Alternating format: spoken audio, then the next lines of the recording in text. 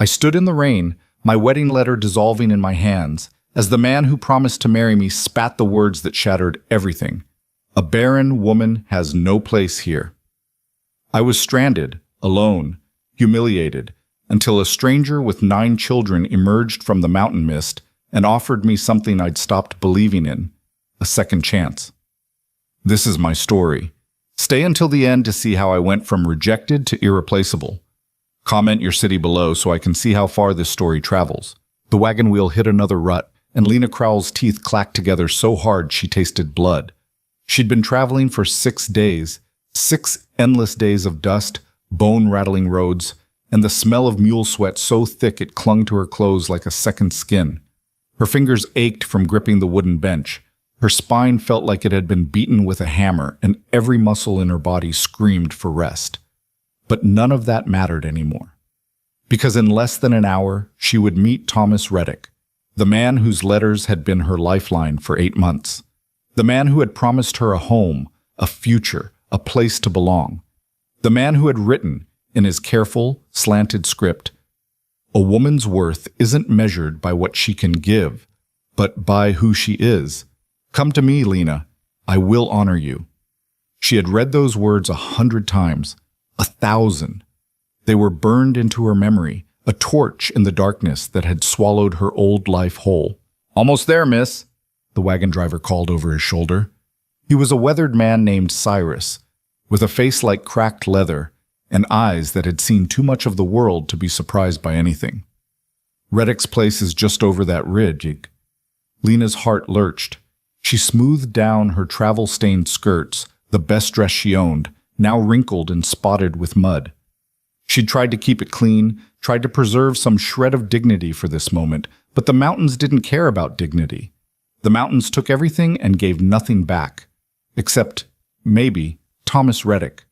Except, maybe, hope.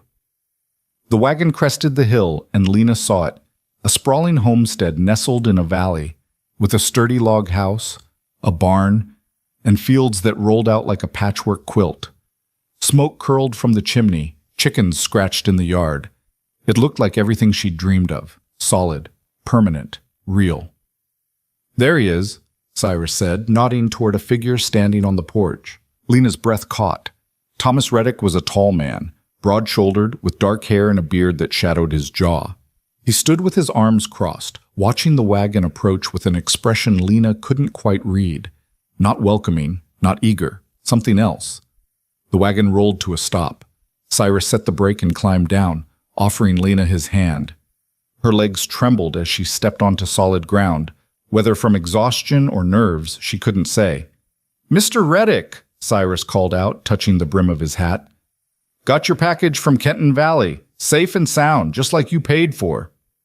Thomas Reddick didn't move. His eyes, cold, gray, like stones pulled from a frozen river, fixed on Lena with an intensity that made her skin prickle. "Mr. Reddick?" Lena's voice came out smaller than she intended. She cleared her throat, tried again. "It's me, Lena Crowell. I got your last letter, and I came as soon as... I know who you are." His voice was flat, empty, like a door slamming shut. Lena's smile faltered. I brought the things you asked for, the seeds and the fabric, and... Did you think I wouldn't find out?"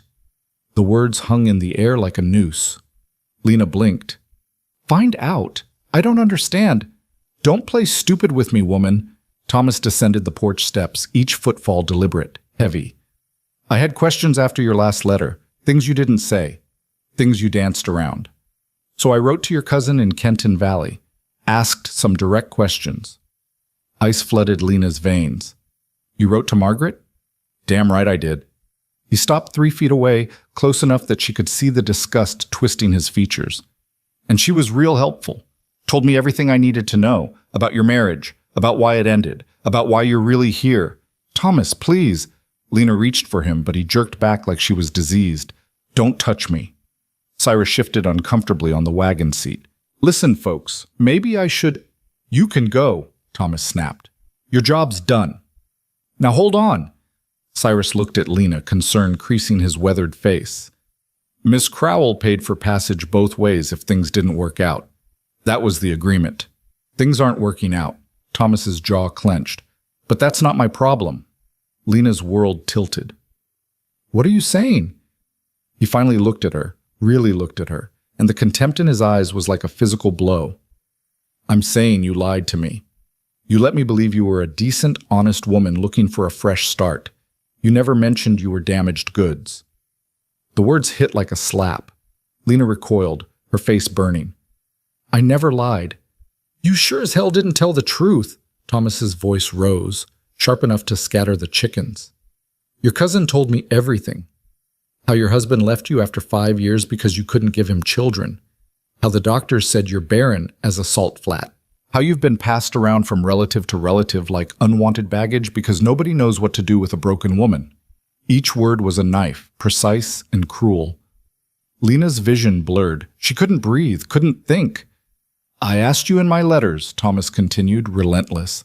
I asked if there was anything I should know. Anything that might affect our arrangement, and you wrote back. He pulled a crumpled letter from his pocket, shook it at her. You wrote back, I have nothing to hide. I come to you with an honest heart. Well, that was a damn lie, wasn't it? I didn't think, Lena's voice cracked. I didn't think it mattered. You said a woman's worth wasn't measured by what she can give. Thomas laughed, bitter and harsh. You really think I meant that? You think any man means that? He shook his head, disgust radiating from every line of his body. I need sons, Miss Crowell. I need heirs to work this land, to carry on my name. What good is a wife who can't provide that? You're useless to me. The world went very quiet. Somewhere a crow cawed. The wind rustled through the pine trees. Lena heard her own heartbeat, loud and painful in her ears. Please, she whispered, I have nowhere else to go. That's not my concern. Thomas, I sold everything. I used every penny I had to get here. If you turn me away, you should have thought of that before you deceived me. He turned his back on her, started toward the house. Cyrus, get her off my property. Now see here. Cyrus climbed down from the wagon, his face reddening. You can't just leave a woman stranded in the middle of nowhere. That ain't Christian, and it sure ain't decent. Thomas paused on the porch steps. Then take her back where she came from. I told you, she paid for a round trip if needed. She didn't pay for immediate return. I've got other deliveries to make, and I'm not heading back to Kenton Valley for another 2 weeks. Not my problem. Thomas disappeared into the house. The door slammed with a finality that echoed across the valley. Lena stood frozen, her mind unable to process what had just happened. This couldn't be real. This couldn't be happening. She had come so far, sacrificed so much, believed so completely. Miss Crowell. Cyrus's voice was gentle, pitying. I'm sorry. I truly am. But I can't force the man to take you in, and I can't change my route. I've got contracts, obligations. I understand. The words came out mechanical, distant, like someone else was speaking with her mouth. There's a town about 15 miles north. Millbrook. Small place, but they've got a boarding house. Maybe you could... 15 miles? I could take you part way. I'm heading northeast anyway, and I could drop you at the crossroads. From there, it's only about 8 miles on foot. You could make it before nightfall if you... Thank you, Mr. Cyrus. Lena turned away before he could see her face crumble. That's very kind. Miss Crowell, please, just give me a moment. She walked. She didn't know where she was going, didn't care. Her feet carried her away from the wagon, away from Thomas Reddick's house, away from the dream that had shattered like glass against stone. The sky was darkening. Clouds rolled in from the west, heavy and swollen with rain. The first drops hit her face, cold and accusing. Lena kept walking. She found herself on a narrow trail that wound into the forest. The trees closed around her like a fist, blocking out the light, blocking out everything. The rain came harder, turning the path to mud. Her shoes, her good shoes saved for this occasion, sank into the muck with every step. She should turn back, should return to the wagon, accept Cyrus's offer, try to salvage something from this disaster. But she couldn't. She couldn't face his pity, couldn't endure the weight of his knowing eyes, couldn't bear the thought of explaining to anyone else why she wasn't wanted, wasn't enough, would never be enough. Barren. Damaged goods, useless. The words chased her through the rain, through the mud, through the growing darkness. She stumbled over a root, caught herself against a tree trunk. Her hands were shaking, her whole body was shaking. She had been so careful, so cautious. After her husband, after Daniel left her, after the divorce that scandalized her family, after being shuttled from cousin to aunt to sister like a burden no one wanted to carry, she had learned to guard her secrets, to present only the parts of herself that were acceptable, palatable, wanted. She had read Thomas's letters and seen a man who claimed to value character over circumstance, who wrote about building a life together based on mutual respect and partnership, who had made her believe for the first time in years that maybe she could be loved not despite her flaws, but as a whole person. She had been such a fool. The rain was coming down in sheets now, soaking through her dress, her petticoats, her skin. Lena's teeth chattered. She wrapped her arms around herself, trying to hold in some warmth, but it was useless. The cold was inside her now, deeper than any rain could reach. She saw a massive sycamore tree ahead, its branches spreading wide enough to offer some shelter. She stumbled toward it, her legs barely supporting her weight. When she reached the trunk, she collapsed against it, sliding down until she sat in the mud and rotting leaves. This was it then. This was how it ended. Alone in the woods, rejected by a man she'd never even met, with nowhere to go and no one who cared. Lena reached into her pocket with numb fingers, pulled out Thomas's letters. The paper was already damp, the ink beginning to run. She stared at the words she'd memorized, the promises that meant nothing. A woman's worth isn't measured by what she can give. Lies. All lies. All. She let the letters fall from her hands, watched them dissolve into the mud. 8 months of hope. 8 months of careful planning and desperate belief, reduced to pulp. The sobs came then, tearing out of her chest like wild animals. She buried her face in her hands and cried, for the life she'd lost, for the future she'd never have, for the children she'd never bear, for every cruel word and pitying look and door closed in her face. She cried until she had nothing left, until she was hollow and empty, and so tired. The rain pounded down. The darkness thickened. Lena closed her eyes and let it all wash over her, wondering distantly if this was how she would die. Alone, unwanted, forgotten. And then she heard voices. Told you we should have taken the ridge path. The ridge path is twice as long, and we'd still be walking in this mess. Pa, I'm tired. I know, sweetheart. We're almost home. Lena's eyes snapped open. Through the rain and the gathering twilight, she saw movement on the trail. Figures approaching, several of them. She pressed herself against the tree trunk, suddenly aware of how she must look. Muddy, bedraggled, a wild woman in the woods. She should call out, should ask for help, but her voice was frozen in her throat. The figures came closer. A man led the group, tall and broad-shouldered, wearing a wide-brimmed hat that channeled the rain off to the sides. Behind him came children. Lena's confused mind tried to count them and gave up. So many children, ranging from teenagers to toddlers, all trudging through the mud with the weary determination of those who knew the journey wasn't over yet. The man stopped suddenly. His head turned, and even in the dim light, Lena saw him spot her. "Hold up," he said to the children. His voice was deep, calm, with a mountain drawl that softened the edges of his words. He approached slowly, cautiously, like someone trying not to spook a wounded animal. Lena couldn't move, couldn't speak, could only stare as he crouched down a few feet away, his face coming into view. He was younger than she'd expected from his voice, maybe 35, with dark hair curling under his hat and eyes that caught the fading light. His face was weathered, lined by sun and wind and hard work, but there was a gentleness in his expression that made something in Lena's chest crack open. "Ma'am," he said quietly. "You hurt?" Lena shook her head, then nodded, then shook her head again, because how could she explain that yes, she was hurt, but not in any way he could see or help? "You lost?" Another head shake. The man studied her for a long moment, taking in her sodden dress, her muddy shoes, the tear tracks on her face. Understanding dawned in his eyes.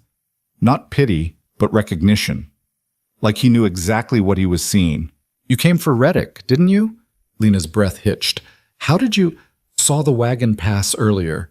Reddick's been talking in town about his mail-order bride coming." The man's jaw tightened. "I'm guessing it didn't go well." Shame burned through Lena's chest. Even this stranger knew. Everyone would know.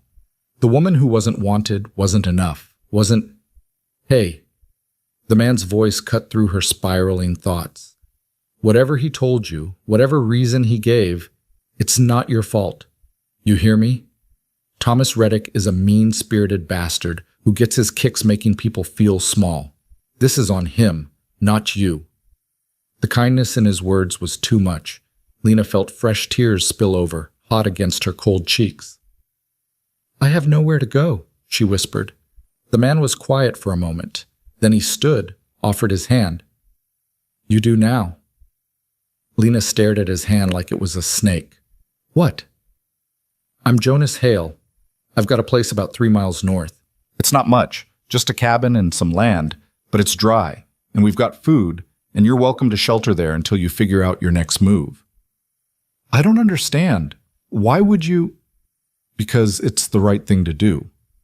Jonas's hand remained steady, waiting. "And because I've got 9 kids back there who've learned that when you see someone in need, you help. Can't very well preach that and then leave you out here in the rain, can I?" 9 kids. The thought should have been absurd, overwhelming. Instead, it was the detail that made Lena's hand move, reaching up to grasp his. His grip was warm, solid, calloused from work. He pulled her to her feet with effortless strength, steadying her when she swayed. "Thank you," Lena managed. Jonas nodded, then turned to the children who'd been waiting patiently. "All right, crew, we've got a guest. Ruthie, give Miss—" He paused, looking at Lena. "Crowell," she supplied. "Lena Crowell. Give Miss Crowell your spare cloak. Samuel, you take the lead. I'll bring up the rear. Let's get home before this rain gets any worse." The children sprang into action with practiced efficiency. A teenage girl, Ruthie, Lena assumed, appeared at her side, draping a thick wool cloak over her shoulders. It smelled like wood smoke and pine sap, and the warmth was immediate, merciful. "Thank you," Lena said to the girl. Ruthie just nodded, her dark eyes cautious but not unkind, before falling back into line with her siblings. They walked. Jonas kept pace beside Lena, close enough that she felt his presence like a shield against the storm. The children moved ahead, their voices carrying back through the rain, bickering, laughing, asking questions that Jonas answered with patient humor. "How old are they?" Lena asked, needing to focus on something beyond her own misery. "Ruthie's 15, Samuel's 13. Then there's Margaret, we call her Maggie, she's 11. The twins, Daniel and David, are 9. Esther's 7. Jacob's 5, Rose's 3, and the baby, Eliza, just turned 1 last month." 9 children. 9. Lena's mind reeled. "Your wife must be dead." The word was gentle but final. 3 years now. Fever took her. "Oh, I'm sorry. I didn't mean to." "It's all right. You couldn't have known." Jonas adjusted his hat, rain streaming off the brim. "We manage. The older ones help with the younger ones. We've got a routine. It works." But Lena heard what he wasn't saying. The exhaustion buried under the calm, the weight of raising 9 children alone, the daily struggle to keep everyone fed and safe and whole. They crested a small hill, and through the rain, Lena saw lights. A cabin materialized out of the darkness, larger than she'd expected but still rough-hewn and simple. Smoke rose from the chimney. Windows glowed with warm golden light. It looked like a miracle. The children surged ahead, whooping with relief as they reached the porch. Jonas guided Lena up the steps, opened the door, and ushered her into warmth. The cabin was chaos. Children everywhere, shedding wet clothes, tracking mud, talking over each other. A massive stone fireplace dominated one wall, crackling with a fire that chased away the chill. The space was cluttered but clean. Boots lined up by the door, coats on hooks, dishes stacked neatly on shelves. Lena stood just inside the doorway, dripping onto the floor, unsure what to do. "Ruthie!" Jonas called over the noise. "Help Miss Crowell get dried off. Find her something warm to wear. Yes, Pa. Ruthie appeared again, her long dark hair braided down her back. She gestured for Lena to follow. Come on, ma'am. We've got a spare room in the back. Lena followed the girl through the main room, past a long wooden table surrounded by mismatched chairs, past a ladder leading to a loft overhead, to a small room barely bigger than a closet. A narrow bed was pushed against one wall, a faded quilt folded at the foot. A single window looked out into the rainy darkness. It's not much, Ruthie said, her voice carefully neutral. But it's private. It's perfect. Thank you. Ruthie pulled a dress from a wooden chest at the foot of the bed. This was Ma's. Might be a little loose on you, but it's dry. She set it on the bed along with a towel. I'll give you some privacy to change. When you're ready, come back to the main room. Pa's probably starting supper. She left, closing the door quietly behind her. Alone for the first time in hours, Lena sank onto the bed. Her hands were shaking again, but not from cold, from the sheer impossibility of what had just happened. An hour ago, she'd been ready to give up, ready to let the rain and the darkness and the crushing weight of rejection swallow her whole. And now she was here, in a stranger's home, being offered shelter and kindness by a man who had no reason to help her. She didn't understand it, didn't trust it, but she was too tired, too broken to question it anymore tonight. Lena peeled off her sodden dress, her layers of wet petticoats, her ruined shoes. She dried herself with the towel, then slipped into the borrowed dress. It was simple, made of sturdy brown cotton, worn soft from years of washing. It did hang loose on her frame, but it was warm and dry, and that was all that mattered. She took a shaky breath, ran her fingers through her tangled hair, and opened the door. The main room had settled into a more organized chaos. Jonas stood at the stove, stirring something in a large pot. The older children were setting the table, while the younger ones played quietly near the fire. When Lena emerged, several pairs of eyes turned her way. Miss Crowell, Jonas said, glancing over his shoulder. You look warmer. Good. Supper's almost ready. Hope you like stew. Yes, thank you. Lena hovered uncertainly. Is there something I can do to help? Jonas looked at her for a long moment, something thoughtful in his expression. You know how to slice bread? Yes? Loaves are in that basket by the table, knives on the counter. We'll need enough for everyone. It was such a simple task, such a normal thing, but Lena felt something loosen in her chest as she moved to the counter. Her hands found the knife, the bread, the rhythm of slicing. Around her, the family continued their preparations, Jonas ladling stew into bowls, Ruthie pouring milk for the younger children, Samuel bringing in more firewood.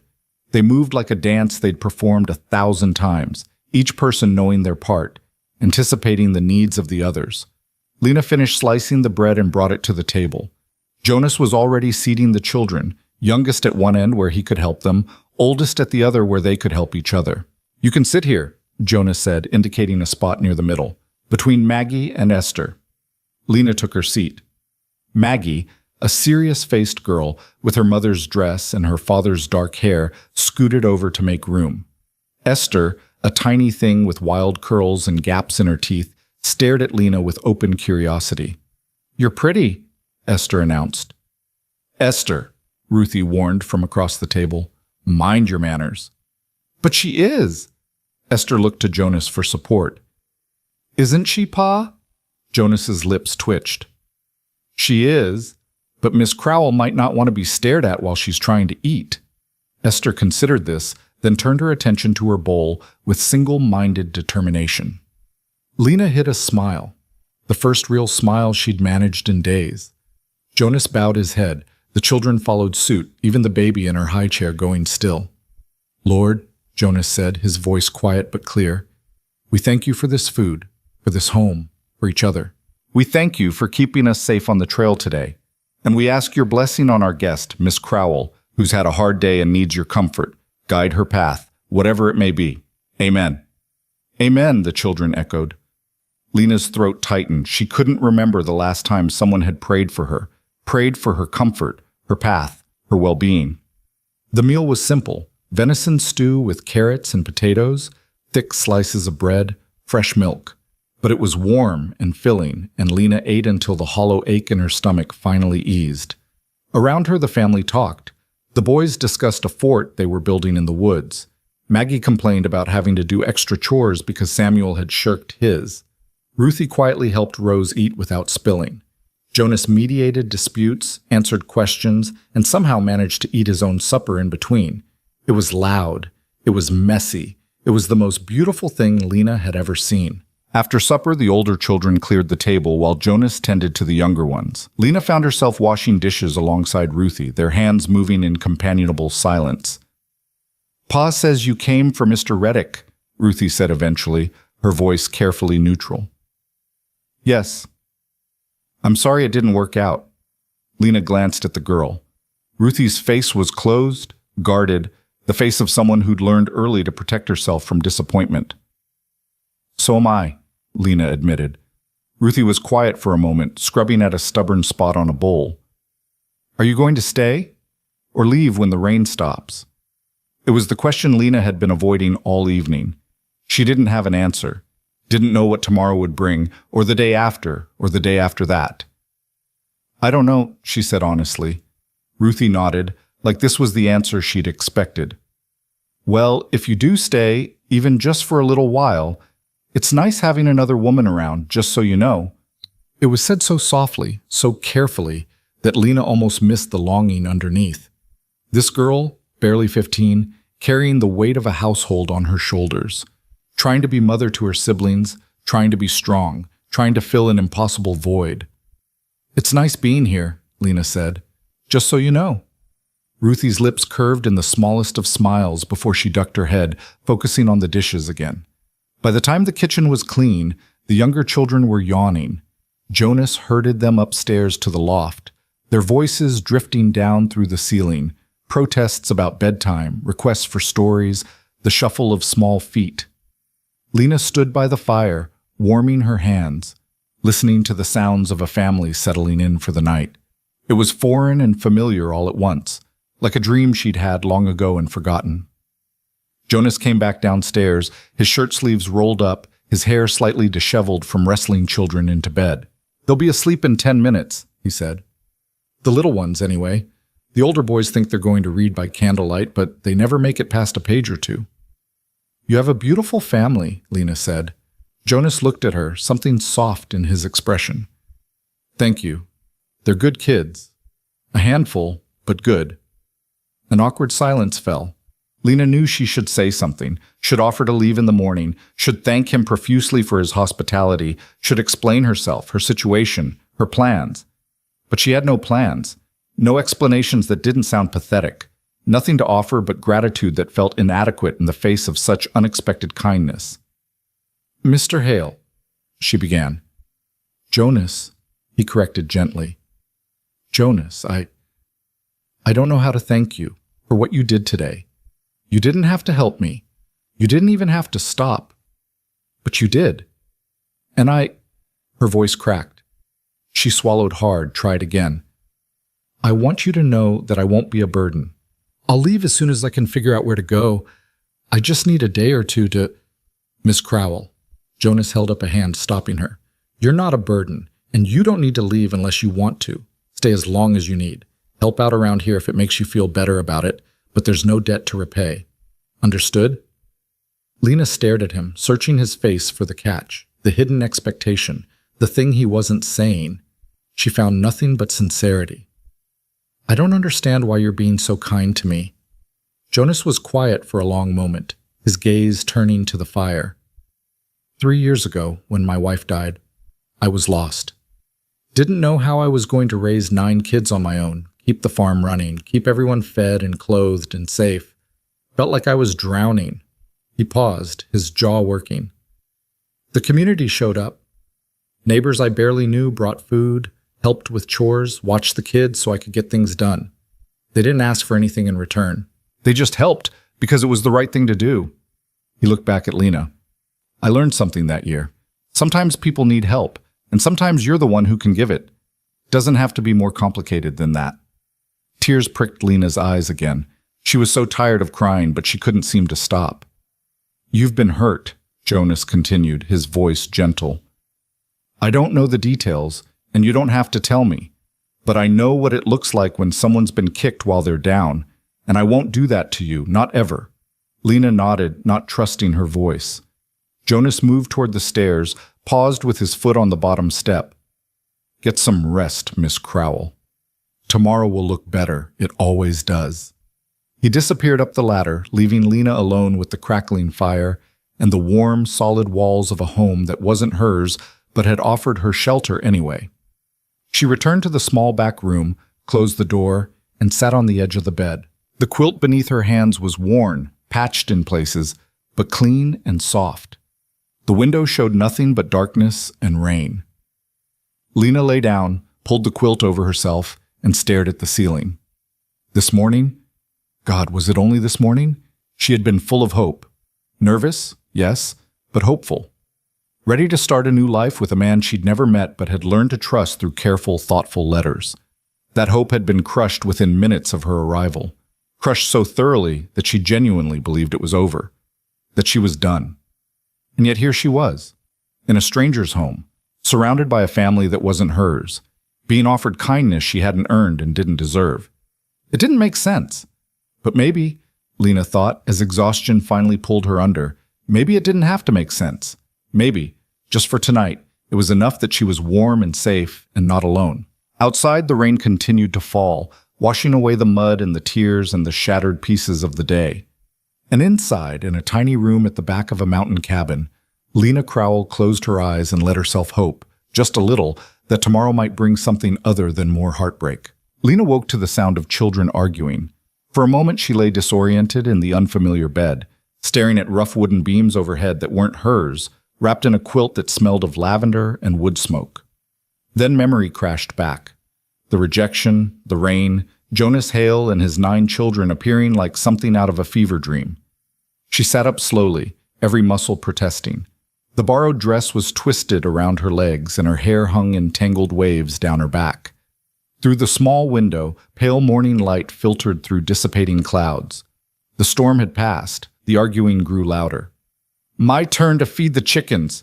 You did it yesterday. Pa said we're supposed to take turns." "That's because you were sick last week and I had to do your chores and mine." Lena rose, smoothed down her dress as best she could, and opened the door. The main room was already alive with activity. Jonas stood at the stove, flipping flapjacks with practiced efficiency while simultaneously settling a dispute between the twins. Ruthie was braiding Rose's hair. Samuel was trying to convince his father he was old enough to take the wagon to town alone. The baby, Eliza, banged a wooden spoon against her high chair with rhythmic determination. No one noticed Lena at first. She stood in the doorway watching this choreographed chaos with something like awe. In her old life, in her marriage to Daniel, mornings had been silent, tense affairs. Her husband reading his newspaper, her moving quietly so as not to disturb him, both of them existing in the same space without really touching. This was different. This was noise and life and energy bouncing off every wall. "Miss Crowell," Esther spotted her first, waving enthusiastically from her seat at the table. "You're awake. Pa made flapjacks. Do you like flapjacks? I like them best with honey, but Jacob likes molasses, and—" "Esther, breathe," Ruthie said mildly, tying off Rose's braid. Jonas turned from the stove, a slight smile playing at his lips. "Morning. Hope the noise didn't wake you too early." "No, Lena realized with a start that she'd slept through the entire night. No waking in the dark, no lying awake replaying her failures, no tears soaking her pillow, just deep, dreamless sleep. "I slept well, thank you." "Good. You looked like you needed it." He gestured to the table with his spatula. "Sit. Breakfast is almost ready." Lena moved to take the same seat as last night between Maggie and Esther. The little girl immediately scooted closer, chattering about the tadpoles she'd found in the creek, and could she keep them as pets, and would they turn into frogs if she waited long enough? "Yes, they'll turn into frogs," Lena answered, feeling steadier on this safe ground of simple questions. "But they need water, lots of it, and special food." Esther's eyes went wide. "What kind of special food?" "Algae, mostly, and tiny insects." "We have lots of insects." Esther bounced in her seat. "Jacob found a beetle yesterday that was this big." She spread her hands improbably wide. "It was not that big. Jacob protested from across the table. It was just a regular beetle. Was too that big. Tell her, Maggie. Maggie, who'd been quietly eating her breakfast, looked up with the long-suffering expression of a middle child. It was a normal-sized beetle, Esther. You're exaggerating again. Jonas set a plate in front of Lena. 3 golden flapjacks, a pat of butter melting on top, honey drizzled over everything. The smell alone made her stomach rumble. Thank you, she said. He nodded, already moving to serve the next child. Lena watched him work. The easy way he moved between stove and table, how he knew without asking that Daniel liked his flapjacks cut into squares and David preferred his whole. How he automatically gave Ruthie an extra because she never took enough for herself. This was a man who knew his children, who paid attention. Lena ate slowly, savoring each bite. Around her, breakfast continued in its chaotic rhythm. Samuel reminded his father about the fence that needed mending in the north pasture. Ruthie mentioned they were running low on flour and sugar. The twins argued about whose turn it was to collect eggs until Jonas settled it with the patience of Solomon. After breakfast, Jonas announced, raising his voice to be heard over the din, Samuel and I will work on the fence. Ruthie, you're in charge of the little ones. Maggie, I need you to weed the vegetable garden. Twins, you're on firewood duty, and I mean actual work, not building elaborate forts in the woodpile. But Pa, Daniel started. No forts. Not today. We need that wood stacked properly before the next rain. The boys subsided into grumbling but didn't argue further. Jonas's gaze landed on Lena. Miss Crowell, you're welcome to rest today. Get your bearings. Or if you'd rather keep busy, I'm sure Ruthie could use an extra pair of hands with the children. I'd like to help, Lena said immediately. The thought of sitting alone in that small room with nothing to do but think about her situation was unbearable. Whatever you need. Something approving flickered in Jonas's eyes. Ruthie? The girl looked up from cutting Rose's flapjacks into small bites. The washing needs doing, and Rose needs a bath. She got into the mud yesterday, and someone should probably check on the chickens because I heard them making a fuss earlier. I can do all of that, Lena offered. Ruthie's expression was carefully neutral, but Lena saw the relief underneath. This girl carried too much, too young. After breakfast, the family scattered to their various tasks. Jonas and Samuel headed out with tools and determined expressions. The twins trudged toward the woodpile with exaggerated reluctance. Maggie gathered her gardening supplies, and Ruthie herded the younger children, Esther, Jacob, Rose, and baby Eliza, into something resembling order. The washtub is out back, Ruthie told Lena. I already drew water this morning, but it'll need heating, and Rose... She turned to the 3-year-old who was already trying to escape toward the door. You need a bath, little miss. No arguments. Rose's lower lip jutted out. Don't want a bath. You're covered in mud from yesterday. You need a bath. No. Lena knelt down to Rose's level, remembering the tricks she'd learned with her nieces and nephews during those awkward years of being passed between relatives. What if we make it fun? We could use that nice soap that smells like flowers, and afterward you can help me feed the chickens. Rose considered this, her small face serious. The chickens are scary. They're only scary if you're scared of them, but if you're brave, they're actually quite nice. I'm brave, Rose declared, puffing out her chest. Then a brave girl shouldn't be afraid of a little bath, should she? Rose thought about this logic for a long moment, then sighed dramatically. Okay, but I want the flower soap. Deal. Ruthie stared at Lena with something like wonder. How did you... She never agrees that easily. Lena smiled. I had practice with stubborn children a long time ago. She didn't elaborate, and Ruthie didn't press. Instead, the girl showed Lena where everything was kept. The soap, the towels, the clean clothes for Rose. Then she disappeared with the other children, leaving Lena to manage the bath time battle alone. Except it wasn't a battle. Rose, true to her word, submitted to the bath with minimal fussing. Lena heated water, filled the small tub, and gently scrubbed away layers of dirt while Rose played with a wooden duck and talked nonsense about her imaginary friend who lived in the barn. His name is Mr. Whiskers, but he's not a cat, Rose explained seriously. He's a horse, a very small horse. I see. And does Mr. Whiskers like living in the barn? Yes, but he gets lonely sometimes. That's why I visit him. Lena's throat tightened. This little girl, who'd lost her mother so young, had created a friend to keep her company in her loneliness. It was heartbreaking and resilient all at once. "Well, I'm sure Mr. Whiskers is very grateful for your visits," Lena said softly.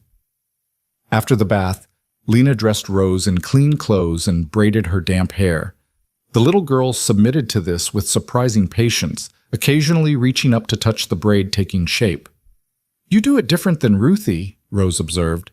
"Different bad or different good?" "Just different," Rose paused. "I like it." Something warm bloomed in Lena's chest.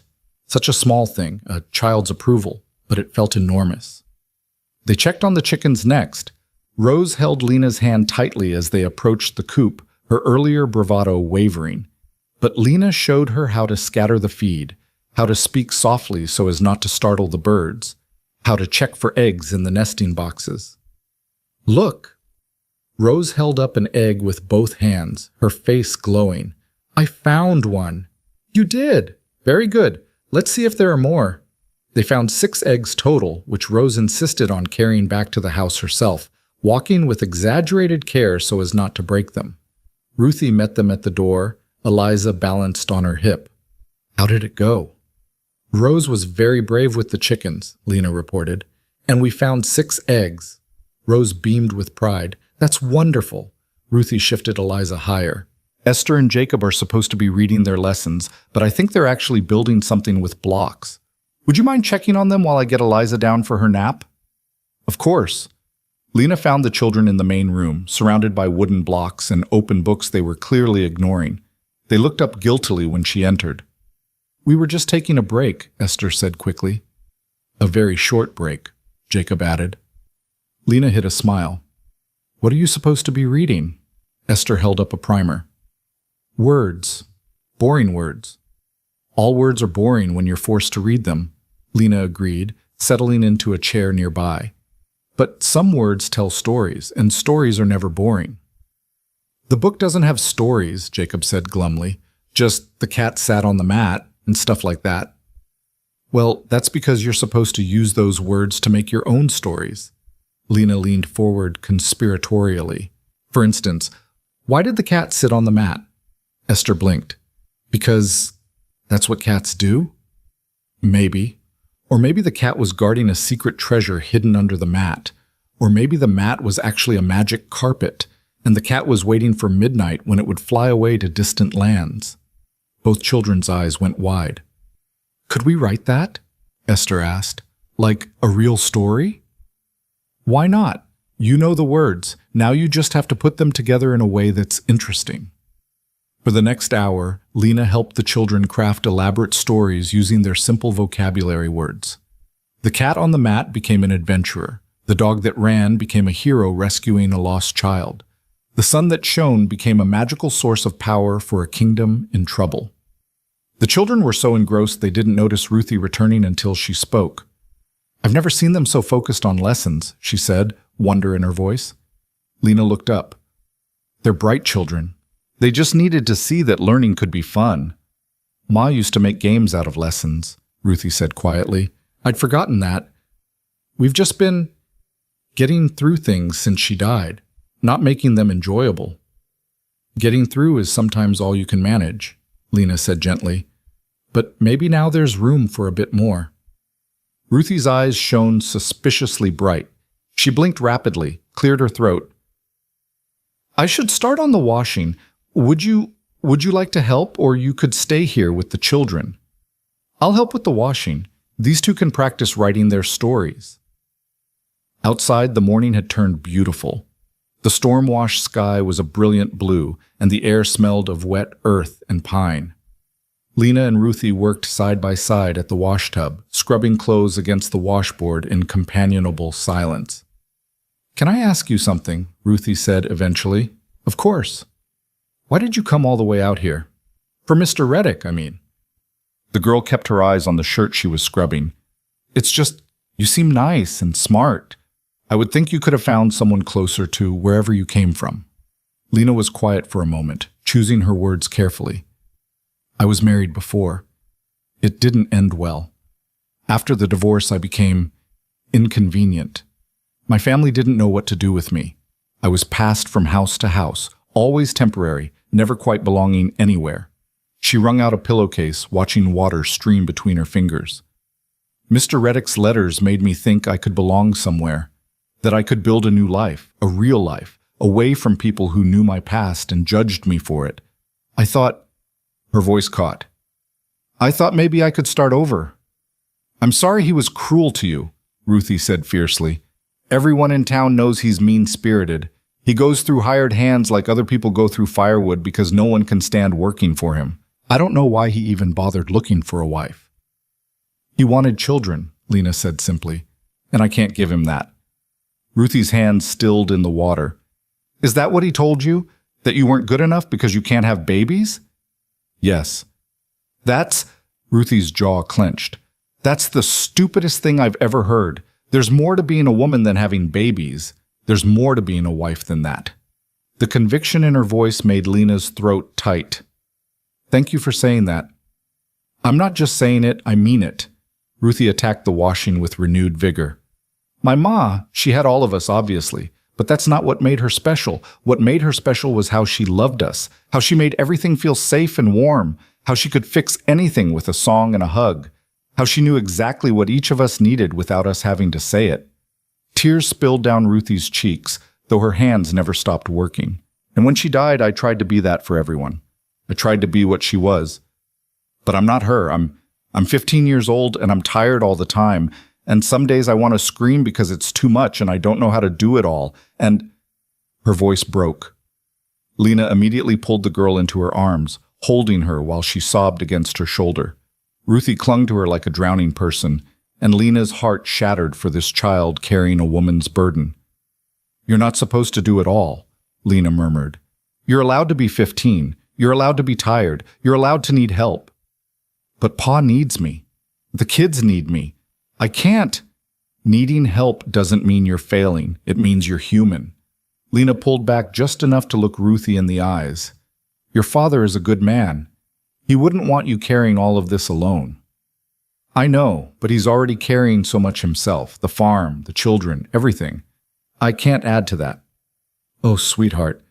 Lena tucked a strand of hair behind Ruthie's ear. You're not a burden to him. You're his daughter, and daughters aren't supposed to sacrifice themselves to make things easier for everyone else. Ruthie wiped her eyes roughly. I'm sorry. I don't know why I'm telling you all this. You're a guest, and I shouldn't. I'm glad you told me, and for what it's worth, I think you're doing an incredible job. But you don't have to do it alone anymore, not while I'm here. Something cautiously hopeful flickered across Ruthie's face. How long will you be here? It was the same question Ruthie had asked last night, and Lena still didn't have an answer. She didn't know what came next, didn't know where she would go or what she would do. The future stretched ahead like unmapped territory. But looking at this girl, this brave, exhausted, fierce girl who'd opened up to her, Lena felt something shift inside her chest. I don't know, she admitted, but for as long as I am here, you can count on me, all right? Ruthie nodded, sniffling. Then she straightened her shoulders, wiped her face one last time, and returned to the washing. We should finish this before lunch. Pa and Samuel will be back soon and they'll be hungry. They worked in silence after that, but it was different now. Easier, like something had been acknowledged and accepted between them. By the time Jonas and Samuel returned, the washing was done and hanging on lines strung between trees. Lena had also managed to put together a simple lunch, leftover biscuits, cold ham, cheese, and fresh radishes from the garden that Maggie had harvested. Jonas surveyed the spread, then looked at Lena with raised eyebrows. You didn't have to do all this. I wanted to help. You said so yourself. I said you were welcome to rest. I've had enough rest. It was true. After months of being shuffled between relatives, of being made to feel like an imposition in every house she entered, it felt good to be useful, to contribute, to matter. The family gathered for lunch, and Lena found herself relaxing into the rhythm of it. The teasing between siblings, the way Jonas mediated disputes with quiet authority, the little ones vying for attention. It was messy and loud and imperfect. It was wonderful. Miss Crowell helped us write stories, Esther announced around a mouthful of biscuit. I wrote about a magic cat. And I wrote about a hero dog, Jacob added. Did you now? Jonas looked at Lena with interest. That's quite an accomplishment. They did all the work, Lena demurred. I just helped them see that they could. She made learning fun, Ruthie said, like Ma used to. A hush fell over the table. The children exchanged glances. Jonas went very still. Ruthie's eyes widened. I wasn't trying to say... It's all right. Jonas's voice was gentle. It's good to remember your Ma, to remember how she did things. That's not something to apologize for. He looked at Lena then, and there was something in his expression she couldn't quite name. Gratitude, maybe. Or recognition. Thank you, he said simply, for helping today. It was my pleasure. After lunch, Jonas returned to his work, taking Samuel with him. The afternoon stretched ahead, filled with the endless small tasks that kept a household running.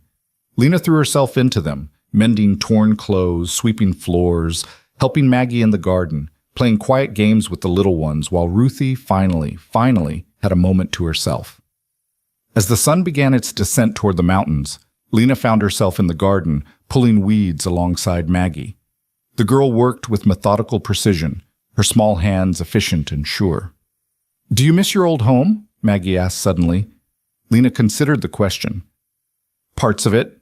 I miss the familiarity, knowing where everything was, having a routine.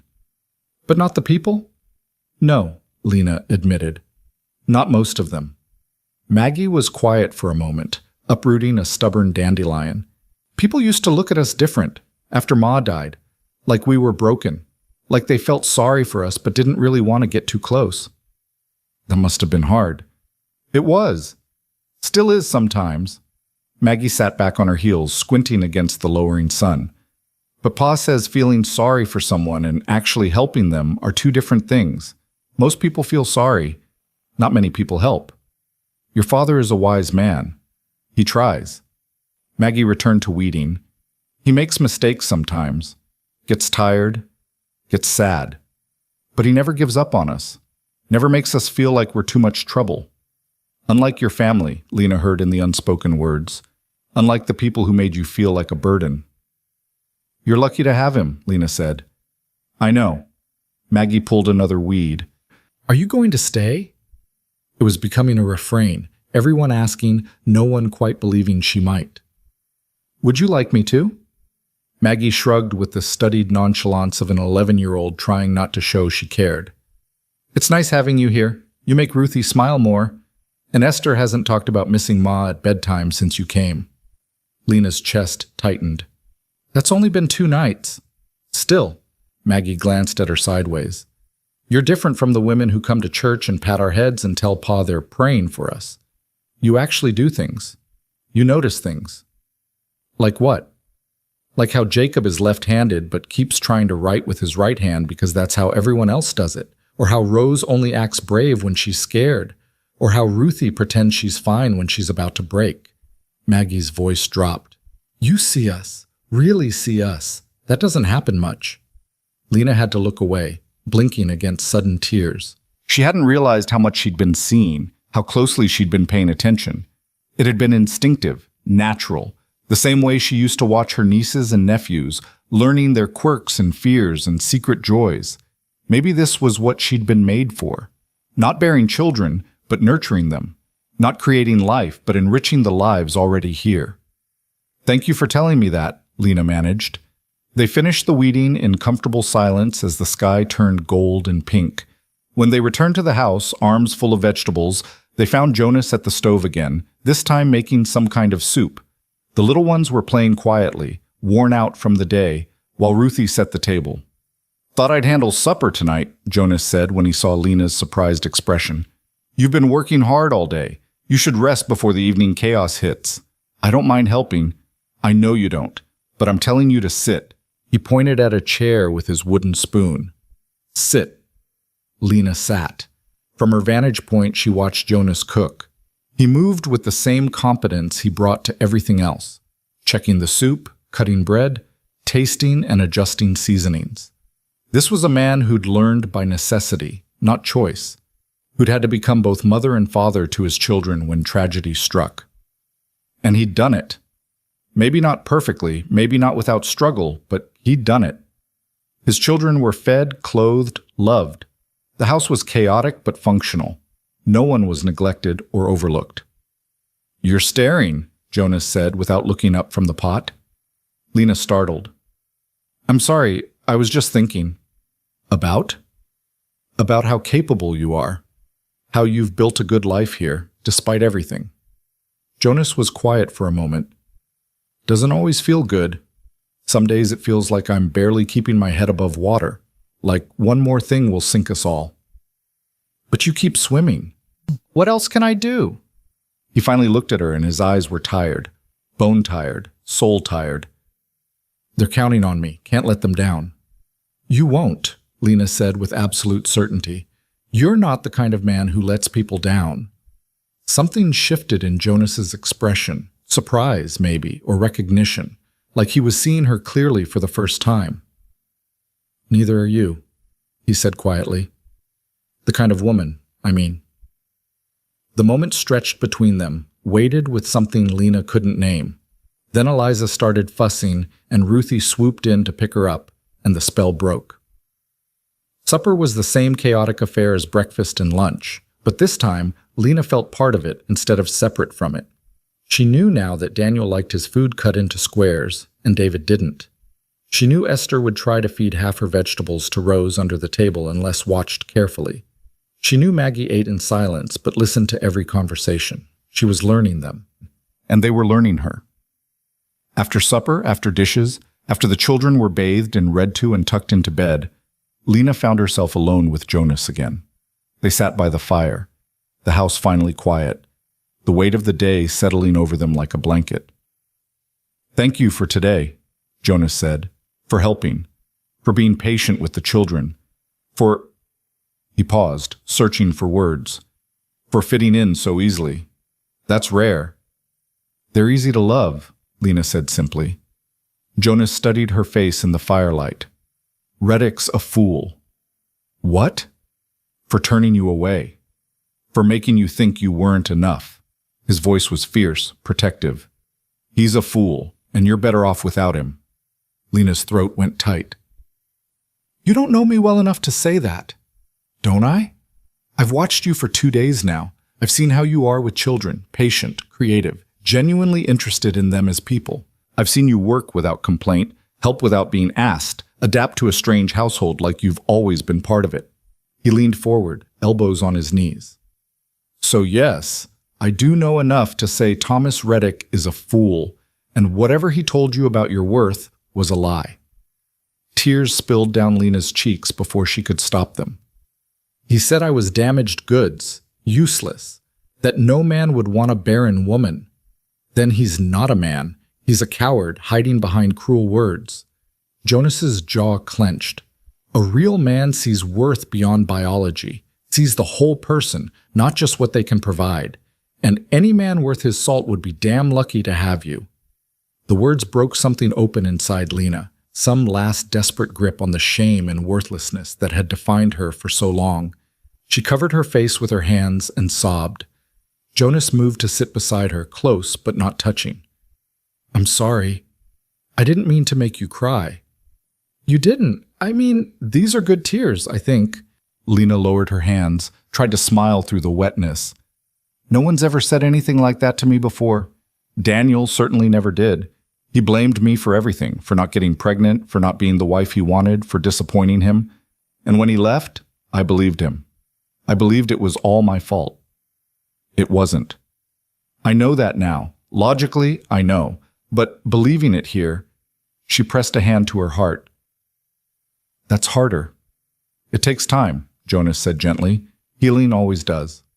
They sat in silence for a while, watching the fire burn down to embers. Lena felt wrung out but lighter somehow, like something poisonous had been lanced and drained away. "Can I ask you something?" she said eventually. "Anything." "Why did you stop? That first night, in the rain. You had 9 children with you. You were trying to get home before dark. You had every reason to just keep walking. Why did you stop for me?" Jonas was quiet for a long moment. "Because I saw myself 3 years ago. Lost, overwhelmed, not sure how to keep going. And I remembered how much it meant when people stopped, when they saw me struggling and chose to help instead of looking away. He glanced at her. I couldn't walk past you any more than I could have walked past my own reflection in a moment of need. I'm glad you stopped, Lena whispered. So am I. The fire popped, sending up a small shower of sparks. Upstairs, one of the children coughed in their sleep. The familiar sounds of the house settling for the night surrounded them. You know, Jonas said slowly, you're welcome to stay longer, much longer if you want. The children have taken to you and... He cleared his throat. It's nice having another adult around, someone who understands the work, who doesn't just visit and leave. Lena's heart raced. Jonas, I couldn't impose it. It's not an imposition if I'm asking. And I am. Asking, I mean. He met her eyes. Stay, Lena, not as a guest, as part of this household. Help with the children, the work, whatever you're comfortable with. In exchange, you'll have a home. A real home. Not a temporary stop. For as long as you need it. I don't know what to say. Say yes. Or say you'll think about it. But don't say no because you think you're being a burden. Because you're not. He paused, choosing his words carefully. You're making things better. Already. In just 2 days. Lena looked around the cabin, at the toys scattered near the hearth, the coats hanging by the door, the table still bearing the marks of children's elbows and spilled milk. This wasn't her home. These weren't her children. This wasn't her life. But it could be. I'll stay, she heard herself say, for as long as you'll have me. Jonas's smile was like sunrise, slow, warm, transforming his entire face. Then welcome home, Lena Crowell. And for the first time in longer than she could remember, Lena believed that maybe, just maybe, she had finally found where she belonged. 3 weeks passed like water flowing downstream, steady, natural, inevitable. Lena settled into the rhythm of the Hale household as if she'd always been part of it. She woke before dawn to start breakfast, spent her days teaching the children and managing the endless chores, and fell into bed each night with the bone-deep satisfaction of having been useful, needed, wanted. The children stopped calling her Miss Crowell and started calling her Miss Lena. Small hands reached for hers without hesitation. Esther climbed into her lap during evening story time. Even Ruthie, cautious Ruthie, began to relax, to trust that Lena wasn't going to disappear like morning mist. Jonas worked from dawn to dusk, managing the farm with quiet competence. But Lena noticed things. How he smiled more easily now, how the tension in his shoulders eased when he came home to find supper ready and children happy. How sometimes, when their eyes met across the table, something warm and unspoken passed between them. It was a good life, a peaceful life. Too good, maybe. Too peaceful. Lena should have known it couldn't last. The trouble started on a Saturday when Jonas took Lena and the older children into Millbrook for supplies. The town was small, a general store, a church, a handful of other buildings clustered around a dusty main street. People moved with the unhurried pace of those who had nowhere more important to be. Jonas helped Lena down from the wagon, his hand steady at her elbow. Store's just there. I need to stop by the blacksmith, but Ruthie and Samuel can help you get what we need. All right. Lena smoothed down her skirts. Another borrowed dress of Jonas's late wife, altered to fit her frame. She'd protested at first, but Jonas had insisted. Can't have you wearing the same dress every day, he'd said. Sarah would want them used, not gathering dust. They entered the general store together, the bell above the door announcing their arrival. The proprietor, a round-faced man named Mr. Hutchins, looked up from his ledger and smiled. Morning, Jonas, and Miss... He faltered, clearly unsure what to call Lena. Miss Crowell, Jonas supplied. She's helping with the children. Ah, Mr. Hutchins' smile widened. Well, that's wonderful. Lord knows you needed an extra pair of hands out there. They gathered their supplies, flour, sugar, salt, fabric for new shirts for the boys who were growing like weeds. Lena was examining a bolt of blue calico when she heard the door open behind her. Well, well, if it isn't the woman Thomas Reddick threw back. The voice was female, sharp-edged with false sweetness. Lena turned to find a woman in her late 30s, dressed in clothes a shade too fine for a Saturday morning in Millbrook. Her hair was elaborately curled, her lips painted red, and her eyes held the calculating gleam of someone who trafficked in other people's misfortunes. "Mrs. Talbot," Mr. Hutchins said, his friendly tone noticeably cooler. "What can I do for you?" "Oh, I'm just looking." Mrs. Talbot's gaze never left Lena. "But I couldn't help noticing Jonas Hale's wagon outside. And here I find you, Miss Crowell, playing house with a widower and his brood." Lena's spine stiffened. "I'm helping Mr. Hale with his children. There's nothing improper about it." "Oh, I'm sure there isn't." Mrs. Talbot's smile was all teeth. "After all, what impropriety could there be in a divorced woman living alone with a man? Why, it's practically a church social." Heat flooded Lena's face. Across the store, she saw Ruthie and Samuel freeze, their eyes wide. "That's enough, Constance," Mr. Hutchins said sharply. "Miss Crowell is a customer, and I'll thank you to speak civilly in my store. I'm only stating facts, Herbert, facts that the whole town will be discussing soon enough." Mrs. Talbot examined her gloves with exaggerated interest. "After all, it's quite the coincidence, isn't it? A desperate woman shows up claiming Thomas rejected her, and next thing we know, she's installed herself in another man's home. One has to wonder about opportunism of it all." "You don't know what you're talking about," Lena said, her voice shaking with suppressed anger. "Don't I? Thomas told everyone at church about the Barren woman who tried to trick him into marriage. Said you lied about your whole situation, made him believe you were something you weren't." Mrs. Talbot's eyes glittered. "And now here you are, latching on to the first lonely widower you could find. Tell me, Miss Crowell, does Jonas know about your little deficiency, or are you keeping that secret too?" The words hit like physical blows. Lena couldn't breathe, couldn't think past the roaring in her ears. "Jonas knows everything," Ruthie said suddenly, stepping forward. Her young face was flushed with fury. "And he doesn't care about your nasty gossip, Mrs. Talbot. None of us do." "Oh, sweetheart." Mrs. Talbot's tone dripped with condescension. "You're too young to understand. But mark my words, this woman is using your father. And when she's gotten what she wants, she'll move on to the next fool willing to take her in." "That's a lie." Samuel's hands were clenched into fists. "Miss Lena isn't like that." "Samuel, Ruthie." Lena reached for them, trying to calm the situation before it escalated further. The door banged open. Jonas strode in, taking in the scene with sharp eyes. "What's going on here?" "Jonas!" Mrs. Talbot's expression shifted to something resembling sympathy. "I was just expressing my concerns about your arrangement. As a friend, you understand. People are talking, and I thought you should know." "Let them talk." Jonas's voice was cold, flat. "What happens in my household is none of their concern. Or yours." "But Jonas, think of your children. What kind of example are you setting, taking in a woman of questionable character? A divorced woman, no less, who—" "Constance."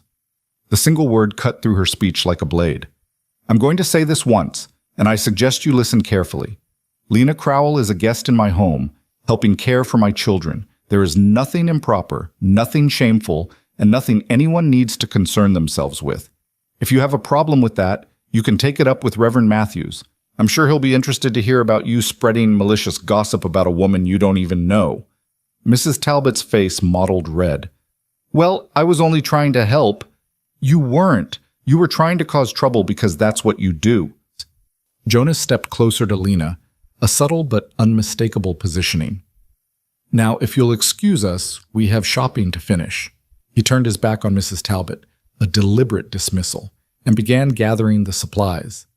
"Ruthie, Samuel, help Miss Lena load these things. We're leaving." They worked in tense silence while Mrs. Talbot stood frozen, her mouth opening and closing like a landed fish. Finally, she spun on her heel and marched out, the door slamming behind her. Mr. Hutchins exhaled heavily. "I'm sorry about that, Jonas. Constance has always been a vicious gossip who makes herself feel important by tearing others down," Jonas finished. "I know. It's not your fault, Herbert." They loaded their purchases quickly. Lena's hands shook as she carried packages to the wagon, mortification burning through her veins. She'd brought this on Jonas, on his children. Her presence, her past, her failures, they were poisoning the peace he'd built. The ride home was silent. The children sensed the adults' moods and stayed quiet, even the little ones subdued. Lena stared at her hands, shame coiling in her stomach like a snake. When they reached the cabin, Jonas unhitched the horses while the children scattered to their chores. Lena moved to help unload supplies, but Jonas caught her arm gently. "Leave it. We need to talk." Dread filled her chest. "Jonas, I'm so sorry. I never meant to bring trouble to your door. If I'd known that woman would—" "This isn't about Constance Talbot." Jonas guided her to the porch steps, and they sat side by side. "This is about you thinking you're responsible for other people's cruelty." "But she was right about some things. People will talk. About me living here, about my past, about— Let them talk." Jonas's voice was firm. "Lena, look at me." She raised her eyes to his. "I don't care what Constance Talbot thinks. I don't care what the whole town thinks. What matters is what's true. And the truth is that you've been a blessing to this family. The children adore you. The house runs smoother. Everyone's happier. Those are facts. Everything else is just noise." "But what about your reputation? The children's reputation? If people think there's something improper, then they're fools." Jonas's jaw set stubbornly. "There's nothing improper about helping each other. Nothing shameful about providing shelter to someone who needs it. And anyone who suggests otherwise can answer to me." Lena wanted to believe him, wanted to accept his words and let go of the shame eating at her.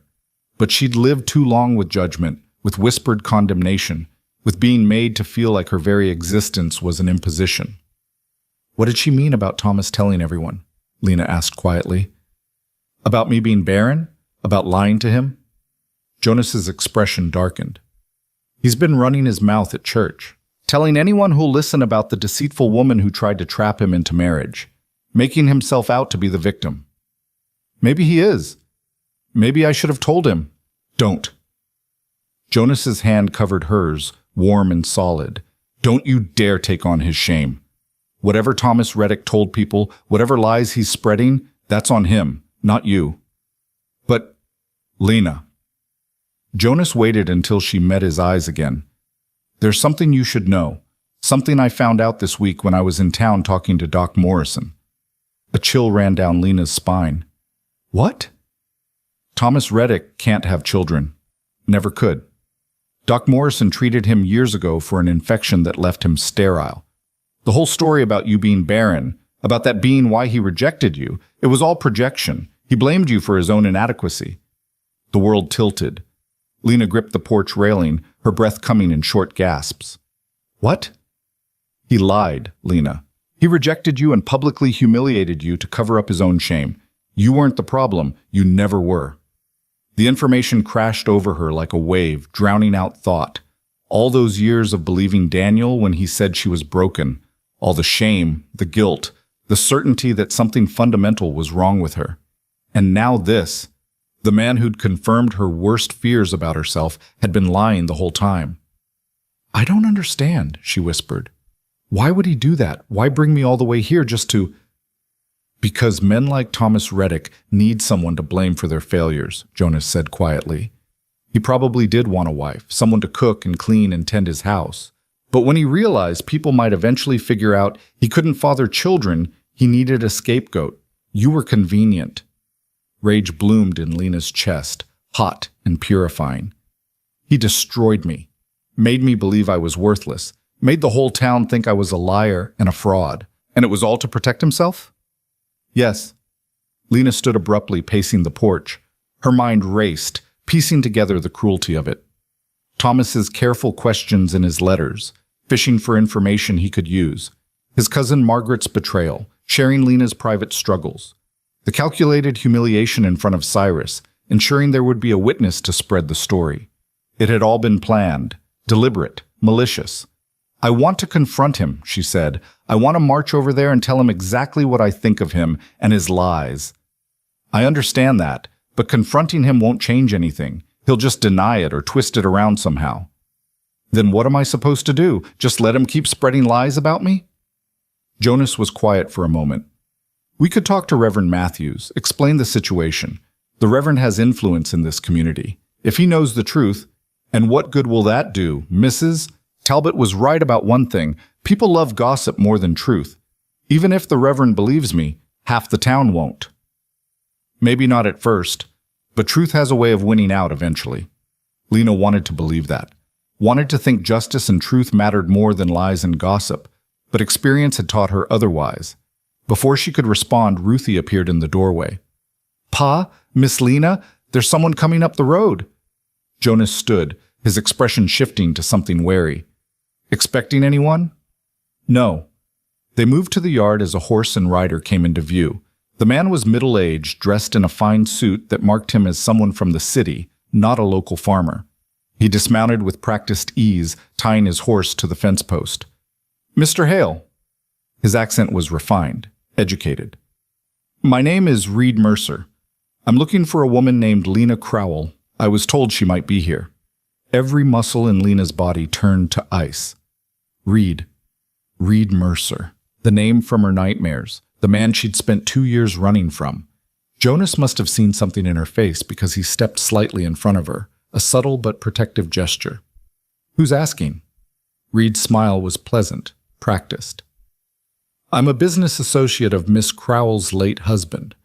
I heard she was in the area and wanted to pay my respects, see how she's faring." It was a lie. Every word a lie wrapped in civilized courtesy. "I'm faring well, Mr. Mercer," Lena said, forcing her voice steady. "Thank you for your concern. Now, if you'll excuse us, surely you can spare a few moments for an old friend."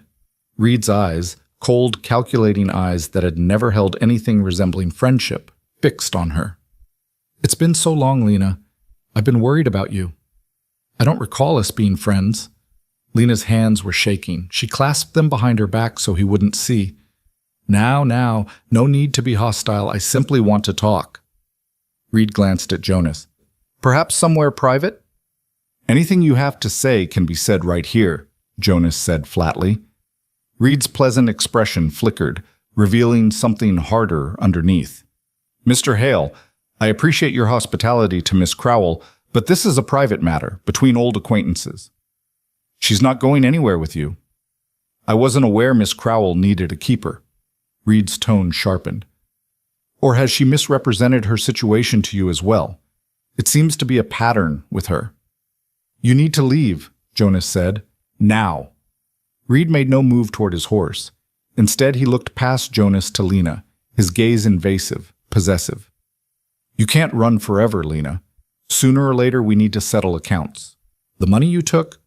"I didn't take anything that wasn't owed to me." The words burst out before Lena could stop them. "Daniel left me with nothing. Nothing. Those items I sold were mine, gifts from my family, and I had every right." "That's not how Daniel's family sees it. They consider those heirlooms stolen property." Reed's smile was cold. "Of course, we could settle this quietly, if you were reasonable." The threat hung in the air, barely veiled. Jonas moved fully between them. "I think I've heard enough. You've got 10 seconds to get on that horse before I help you onto it, and trust me, you won't like my methods." For a long moment, Reed didn't move. Then he smiled, a slow, dangerous smile that made Lena's skin crawl. "Very well. I can see this isn't the time for reasonable discussion." He mounted his horse with deliberate slowness. "But this conversation isn't over, Lena. We will talk, soon." He rode away, and Lena felt her knees buckle.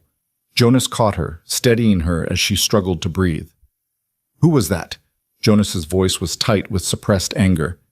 "Daniel's business partner. At least, that's what he claimed to be." Lena's voice shook. "He was always around during our marriage, always finding excuses to visit, to talk to me alone. Daniel encouraged it, said Reed was a valuable connection. But I knew there was something wrong about him." "Did he hurt you?" "Not physically, but he watched me, made comments about what I wore, how I looked, where I went. After Daniel left, Reed started showing up at my family's houses, offering to help me, suggesting I could stay with him, that he'd take care of me if I was grateful." The words tasted like ash.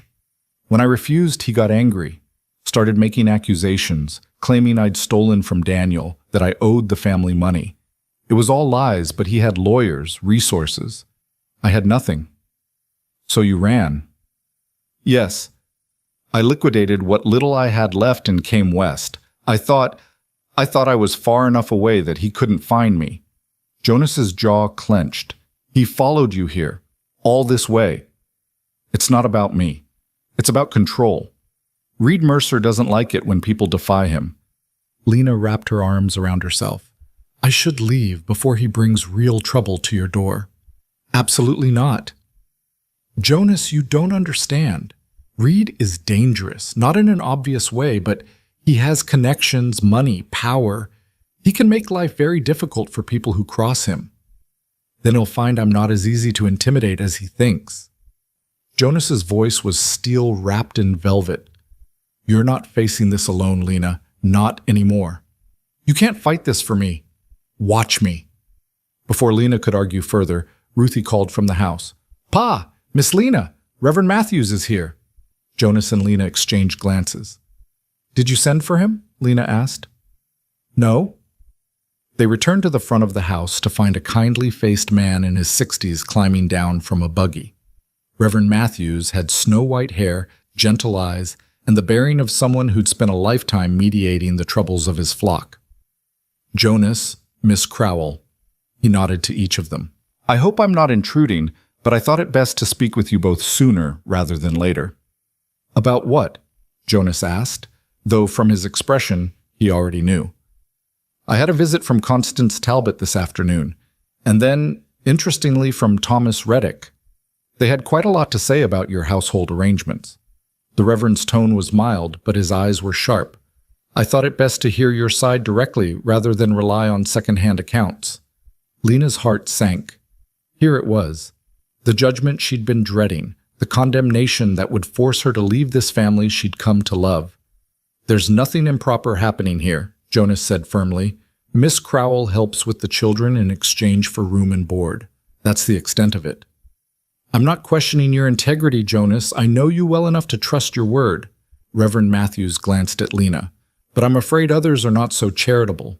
And perception, fair or not, matters in a small community. What are you suggesting? Lena asked quietly. The Reverend sighed. I'm suggesting that your current arrangement, however innocent, is providing fodder for gossip. And gossip, left unchecked, can poison a community and damage reputations irreparably. Especially for your children, Jonas. So what? Jonas's voice hardened. I'm supposed to turn away someone who needs help because people might talk? That doesn't sound very Christian to me, Reverend. I'm not suggesting you turn her away. I'm suggesting you consider making the arrangement more official. Silence fell over the yard. Official how? Jonas asked slowly. Reverend Matthews looked between them. Marriage, Jonas. It would silence the gossips and provide Miss Crowell with proper security. And from what I understand, your children have grown quite attached to her. Lena's breath caught. Marriage. To Jonas. The thought sent her heart racing with a confusing mixture of panic and something else. Something warm and terrifying. That's... Jonas cleared his throat. That's a significant step, Reverend. I understand. I'm not saying you need to decide today. But it's worth considering, given the circumstances. The Reverend's expression softened. I've seen how you are together, Jonas, at church last Sunday, watching you with the children. There's an ease there, a partnership. These things matter more than people realize. Reverend Matthews, Lena forced herself to speak, though her voice trembled. I appreciate your concern, but I won't trap Mr. Hale into a marriage of convenience just to silence gossips. He's been kind enough to help me. I won't repay that by forcing him into something he doesn't want. Does it look like I'm being forced? Jonas asked quietly. Lena turned to him, startled. What? The Reverend has a point. Marriage would solve several problems at once. You'd have legal protection from Reed Mercer and anyone else trying to cause you trouble. The children would have a mother figure who's already proven herself. And the gossips would have nothing left to gossip about. But you don't love me. You barely know me. Jonas's expression was unreadable. I know enough. And love, real love, is built over time, isn't it? Through shared work and trust and commitment. We already have the foundation. The rest could come. Jonas, I'm not proposing right now, he said quickly. I'm just saying the Reverend's suggestion isn't as crazy as it might sound. Will you at least think about it? Lena couldn't speak. couldn't process what was happening. 3 weeks ago, she'd been rejected and humiliated. Now a good man was calmly discussing marriage like it was a logical solution to a practical problem. "I should let you two talk," Reverend Matthews said gently. "But Lena, I want you to know, whatever Thomas Reddick has said about you, I don't believe it. I've seen you with Jonas's children. I've seen the light that's come back into this family. That tells me more about your character than any gossip ever could." He climbed back into his buggy and drove away, leaving Lena and Jonas standing in the yard, the weight of unspoken possibilities hanging between them. "You don't have to decide anything now," Jonas said. "But I meant what I said. The idea isn't as strange as you think." "It's strange to me. Marriage should be about love, about what? Passion? Romance?" Jonas's voice was gentle but firm. "Lena, I loved my wife, loved her deeply. But you want to know what made our marriage work? It wasn't grand gestures or constant excitement. It was showing up every day, working together, choosing each other again and again. That's what marriage is. And we already do that." Lena's eyes stung. "I'm scared." "Of what?" "Of failing again. Of disappointing you. Of—" Her voice broke. "Of letting myself hope for something good, only to have it destroyed." Jonas reached out slowly, giving her time to pull away. When she didn't, he took her hand, his calloused palm warm against hers. "I can't promise you'll never be disappointed. I'm human. I make mistakes. But I can promise I'll never deliberately hurt you, never use you, never make you feel less than you are. Is that enough to build on?" Lena looked at their joined hands, then up at his face. Jonas Hale, steady, kind, strong Jonas who'd stopped in the rain for a stranger, who'd opened his home without hesitation, who defended her against gossips and offered her a future when she'd thought she had none. "I need time to think," she whispered. "Take all the time you need." He squeezed her hand gently before releasing it. "But know this. Whatever you decide, you still have a place here. No pressure, no expectations, just an open door." That night, Lena lay awake long after the household had settled. Marriage to Jonas. The thought circled her mind like a persistent bird. She didn't love him, not the way she'd thought she loved Daniel all those years ago, but maybe that was a good thing. Maybe that girlish infatuation had blinded her to Daniel's faults, made her overlook warning signs that could have saved her heartbreak. What she felt for Jonas was different. Respect, gratitude, trust. A deep appreciation for his character and the way he loved his children. A growing warmth when he smiled at her across the table. A sense of partnership that had developed naturally over 3 weeks of shared work. Was that love? Could it become love? And what about Reed Mercer? If she stayed here unmarried, she remained vulnerable to his manipulation. But as Jonas's wife, she'd have legal protection, a family to stand with her, a name that carried weight in this community. It was practical, sensible even. But marriage should be more than practical, shouldn't it? Lena turned over, punching her pillow in frustration. Through the thin walls, she heard Rose crying out in her sleep. Before she could think, Lena was out of bed and moving through the darkened house to the room the little ones shared. Rose sat up in bed, tears streaming down her face. "Mama," she whimpered. "I want Mama." Lena's heart cracked. She gathered the little girl into her arms, rocking her gently.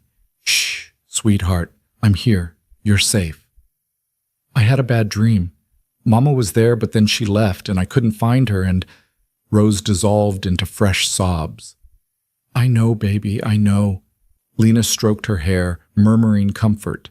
"Dreams can be scary, but they're not real. You're here, safe and sound. Will you stay until I fall asleep?" "Of course." Lena held Rose until her breathing evened out and she drifted back into sleep. Then she gently laid her down, tucking the blankets around her small form. When she turned to leave, Jonas was standing in the doorway. "You're good with them," he said softly. "With all of them." "They're easy to love." Jonas stepped into the room looking down at his sleeping daughter. Rose doesn't remember her mother well. She was so young when Sarah died. Sometimes I wonder if she's mourning the idea of having a mother more than the actual person. Both are valid to mourn. "I know." Jonas turned to Lena, "but it made me realize something. These children need a mother, Not just someone to cook and clean, but someone who'll hold them when they cry, who'll make their lessons fun, who'll see them for who they are and love them anyway. He paused. They need you, Lena. Jonas, I'm not trying to manipulate you. I'm stating a fact. In 3 weeks, you've become essential to this family. We need you. I need you. His voice dropped. Not just as a helper, as a partner, as someone I can count on when the days are hard and the work seems endless. As someone who understands what it takes to keep all of this, he gestured around from falling apart. Lena's vision blurred. I'm scared, she admitted again. So am I.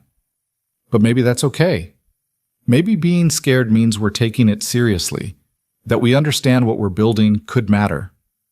They stood in the dim room, their sleeping children around them, the weight of the decision pressing down like a physical thing. And in that moment, Lena realized something. She might not love Jonas the way poets wrote about love, but she loved this, the life they'd built together in 3 short weeks, the family they'd become, the purpose she'd found in caring for these children who needed her as much as she needed them. Maybe that was enough. Maybe that was everything. Ask me, she whispered. Jonas went very still. What? Ask me to marry you, properly, so I can give you a proper answer. In the darkness, she saw his throat work. Then he took her hand, his voice rough with emotion. Lena Crowell, will you marry me? Will you be a mother to my children and a partner in this life we're building? Will you take a chance on us, even though we're both scared and neither of us knows if this will work? Tears spilled down Lena's cheeks. Yes. God help me. Yes. Jonas pulled her into his arms and Lena felt something settle into place. Not perfect, not magical, but solid and real and true. They would face Reed Mercer together. They would weather the gossip together. They would build a life together, one day at a time, with 9 children and a mountain farm, and hope that refused to die no matter how many times it had been beaten down. Outside, the wind whispered through the pines. Inside, a new family was being forged, not from blood or romance, but from choice and courage, and the stubborn belief that sometimes the best things in life were the ones you built yourself. They told the children the next morning at breakfast. Lena had barely slept, her mind racing between elation and terror. Jonas seemed similarly affected. She'd heard him moving around in the early hours, his footsteps creaking on the floorboards overhead. But when they gathered the family around the table, his hand found hers beneath it, steady and sure. Kids, Jonas began, his voice carrying the weight of importance. Miss Lena and I have something to tell you. 9 pairs of eyes fixed on them with varying degrees of curiosity. Esther bounced in her seat. Jacob was already mid-bite of biscuit. Baby Eliza banged her spoon, oblivious. Miss Lena has agreed to marry me, Jonas continued, which means she'll be staying with us permanently, as part of our family. For a heartbeat, silence reigned. Then chaos erupted. Esther shrieked with delight and launched herself at Lena, nearly knocking her chair over. Rose started crying, happy tears from the smile on her face. The twins whooped and high-fived each other. Even Jacob grinned, his usual reserve cracking. Only Ruthie sat frozen, her face unreadable. Lena's heart clenched. Of all the children, Ruthie's approval mattered most. The girl had carried so much for so long. Losing her would break something fundamental in this fragile new family. Ruthie? Jonas's voice was gentle. What do you think? The girl's eyes were bright with unshed tears. Are you doing this because you want to, or because Reverend Matthews said you should? Both, Jonas answered honestly. The Reverend made me think about what I already knew, that Lena fits here, that we're better together than apart, that I want her to stay, not as a guest or a helper, but as my wife. Ruthie's gaze shifted to Lena. And you? Are you sure? Because if you're just doing this because you don't have anywhere else to go, I'm sure, Lena interrupted softly. I could find somewhere else. I could go to that boarding house in town, find work, build a different life. But I don't want to. I want to be here, with all of you. Something in Ruthie's expression crumbled. She stood abruptly, crossed to Lena, and threw her arms around her neck. I'm glad, she whispered fiercely. I'm so glad. Lena held the girl tight, blinking back tears. Over Ruthie's shoulder, she saw Jonas watching them with an expression so tender it made her chest ache. "When's the wedding?" Samuel asked practically. "Do we have to dress up?" "Soon," Jonas said. "And yes, you'll dress up. We'll do it simple, just family and a few witnesses at the church. Nothing fancy." "Can I pick flowers?" Esther was already planning. "For your hair, Miss Lena? Mama always said flowers make everything prettier." "I'd love that," Lena managed around the lump in her throat. The meal dissolved into excited chatter as the children planned and plotted. Only Maggie remained quiet, watching Lena with those two serious eyes. After breakfast, while the others scattered to their chores, Maggie approached Lena at the wash basin. "You're not going to leave, are you?" The question was blunt, tinged with an edge of desperation. "Even after you marry Pa? You won't decide it's too hard and go away?" Lena's heart broke for this child who'd learned too young that people could disappear without warning. She knelt down to Maggie's level, taking her small hands. "I'm not going anywhere. I promise you that. Marriage is forever, Maggie. When I stand up in that church and make vows to your father, I'll be making them to all of you too. You're stuck with me." "Good." Maggie's lips trembled. "Because we need you. Ruthie tries so hard, but she's tired. And Pa, he does his best, but he can't be everything. And the little ones, they don't remember having a mama who could make everything feel safe." Her voice dropped to a whisper. "I barely remember it myself sometimes." "Then we'll make new memories," Lena promised. "Good ones. Safe ones. Together." Maggie nodded, then surprised Lena by hugging her quickly before darting away, as if embarrassed by the display of emotion. The next 3 days passed in a blur of preparation. Reverend Matthews agreed to perform the ceremony that Saturday. Lana altered one of Sarah's dresses, a simple blue cotton that fit her reasonably well with some adjustments. The children cleaned the house from top to bottom, determined everything should be perfect. Jonas rode into town for supplies and returned with a plain gold band that had belonged to his grandmother. "It's not fancy," he said, showing it to Lena privately, "but it's solid, like us." Lena slipped it on her finger, testing the weight. It fit perfectly, as if it had been waiting for her. "It's beautiful." Jonas reached out, tilting her chin up so she met his eyes. "Are you having second thoughts?" "Every minute of every day." At his stricken expression, she hurried on. "But not the kind you're thinking. I'm not doubting this decision. I'm just scared I'll mess it up somehow, that I'll fail you and the children." "You won't. You can't know that." "I can. Because I've watched you, Lena. I've seen how you love these kids. Not out of obligation, but genuinely. I've seen you step up when things are hard, not shrink away. Whatever challenges come, we'll face them together." He paused. "That's what marriage is. Facing things together." Before Lena could respond, they heard hoofbeats approaching. Jonas tensed immediately, moving to the window. "It's Sheriff Brennan," he said, surprised. "And he's got company." They went outside to find the sheriff dismounting, along with two men Lena didn't recognize. One was older, gray-haired, with the bearing of someone accustomed to authority. The other was younger, dressed in city clothes that marked him as an outsider. "Jonas, Miss Crowell." Sheriff Brennan nodded to each of them. His weathered face was grave. "I need to ask you some questions. This here is Judge Harrison from the county seat, and Mr. Philip Walsh, an attorney from Denver." Lena's blood ran cold. Denver, where Reed Mercer had connections, where Daniel's family lived. "What's this about, Sheriff?" Jonas asked, his voice carefully neutral. The attorney stepped forward, pulling papers from his satchel. "Miss Crowell, I represent the estate of Daniel Crowell. It has come to our attention that you are in possession of certain valuables that rightfully belong to the estate. We're here to recover those items and discuss the matter of restitution." "I don't have anything that belongs to Daniel's estate," Lena said, forcing her voice steady. "Everything I took when I left was legally mine, gifts from my own family, personal items, nothing more." "That's not what we've been told." Walsh consulted his papers. "According to Mr. Reed Mercer, who witnessed the dissolution of your marriage, you removed a pearl necklace valued at $500, a set of silver candlesticks worth $300, and various other heirlooms totaling approximately $2,000 in value." "That's a lie!" Lena's hands clenched into fists. The pearls were from my grandmother. The candlesticks were a wedding gift from my aunt. Reed Mercer is twisting the truth because I refused his advances. Walsh's expression didn't change. Do you have documentation proving ownership of these items? No, they were gifts. Family doesn't typically provide receipts for. Then we have a problem.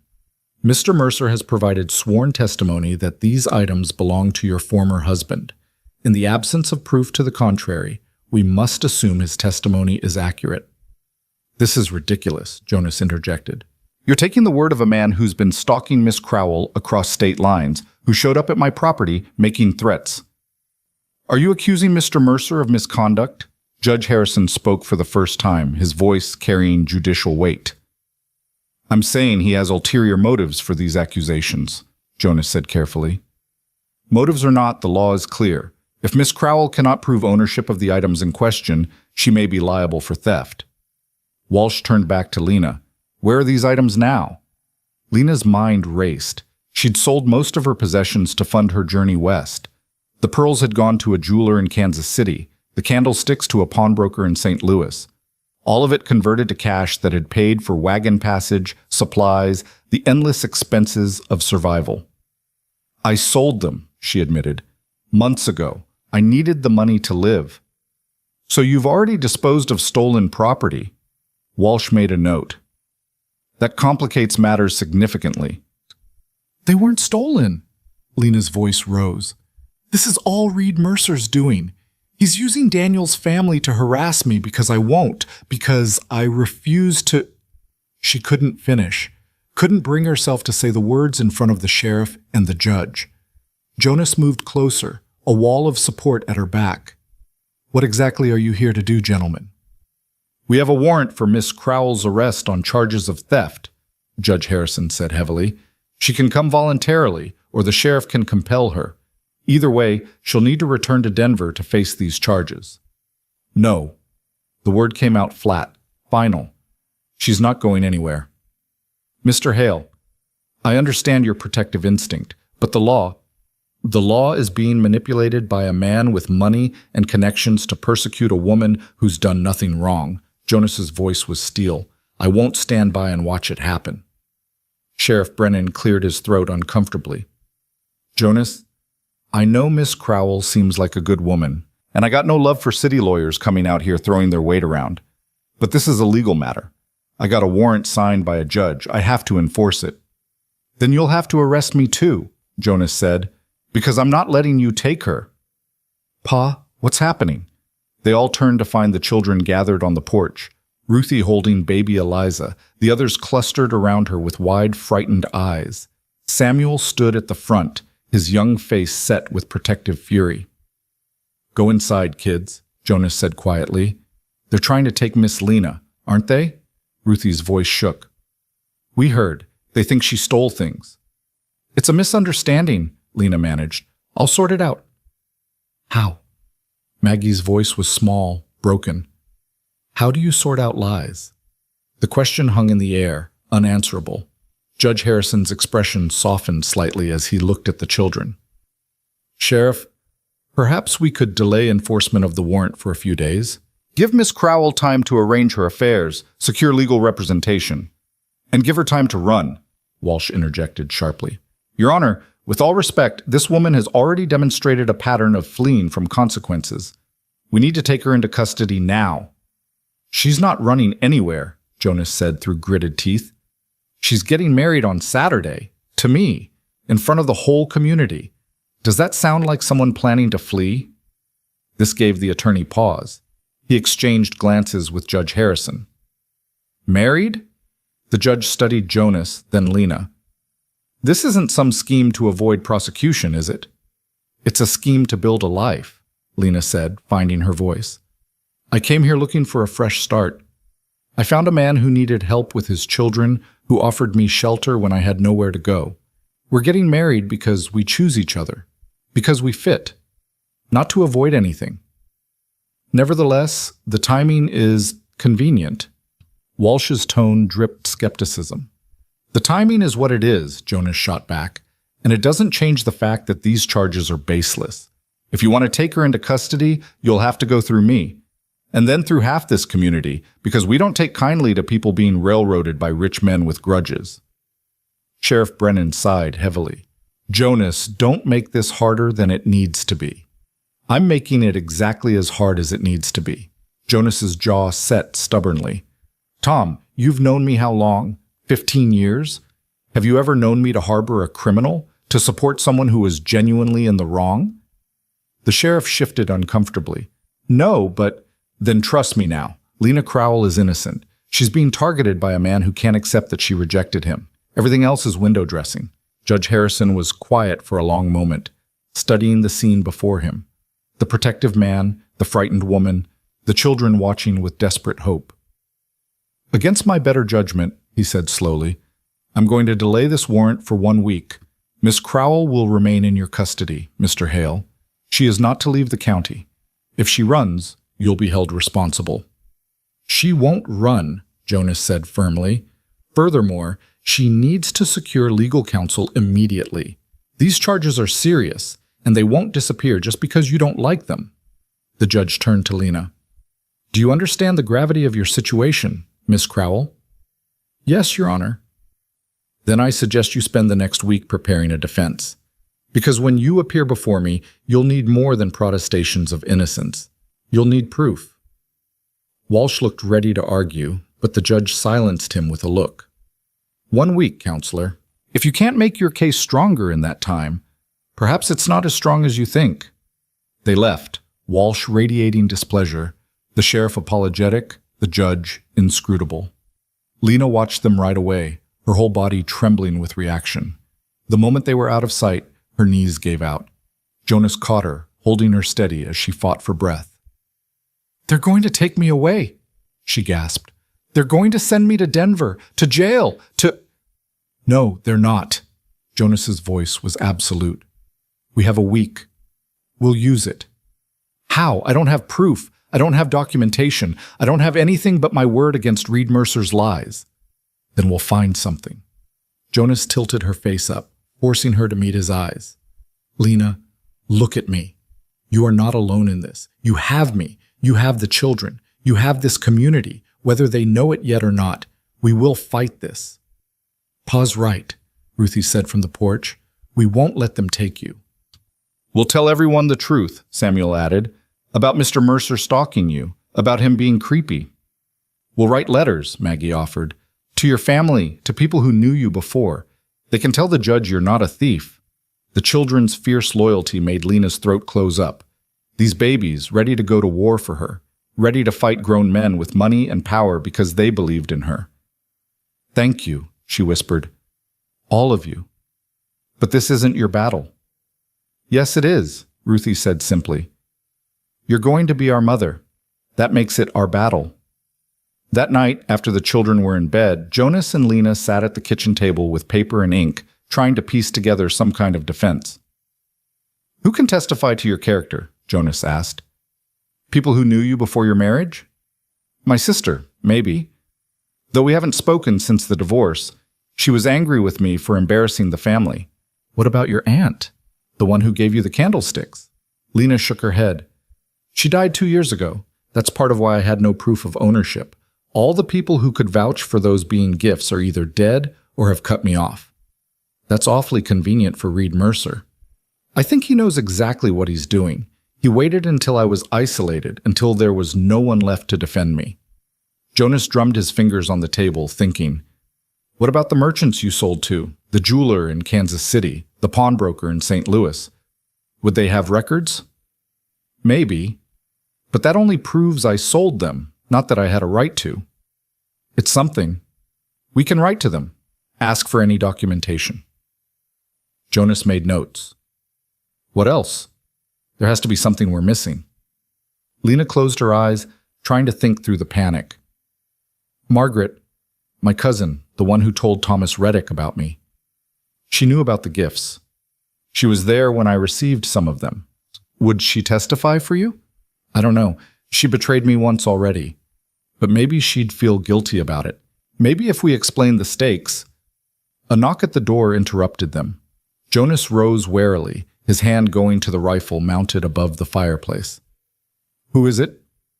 "Reverend Matthews." Jonas relaxed, opening the door. The Reverend stepped inside, his expression troubled. "I heard about what happened today," he said without preamble.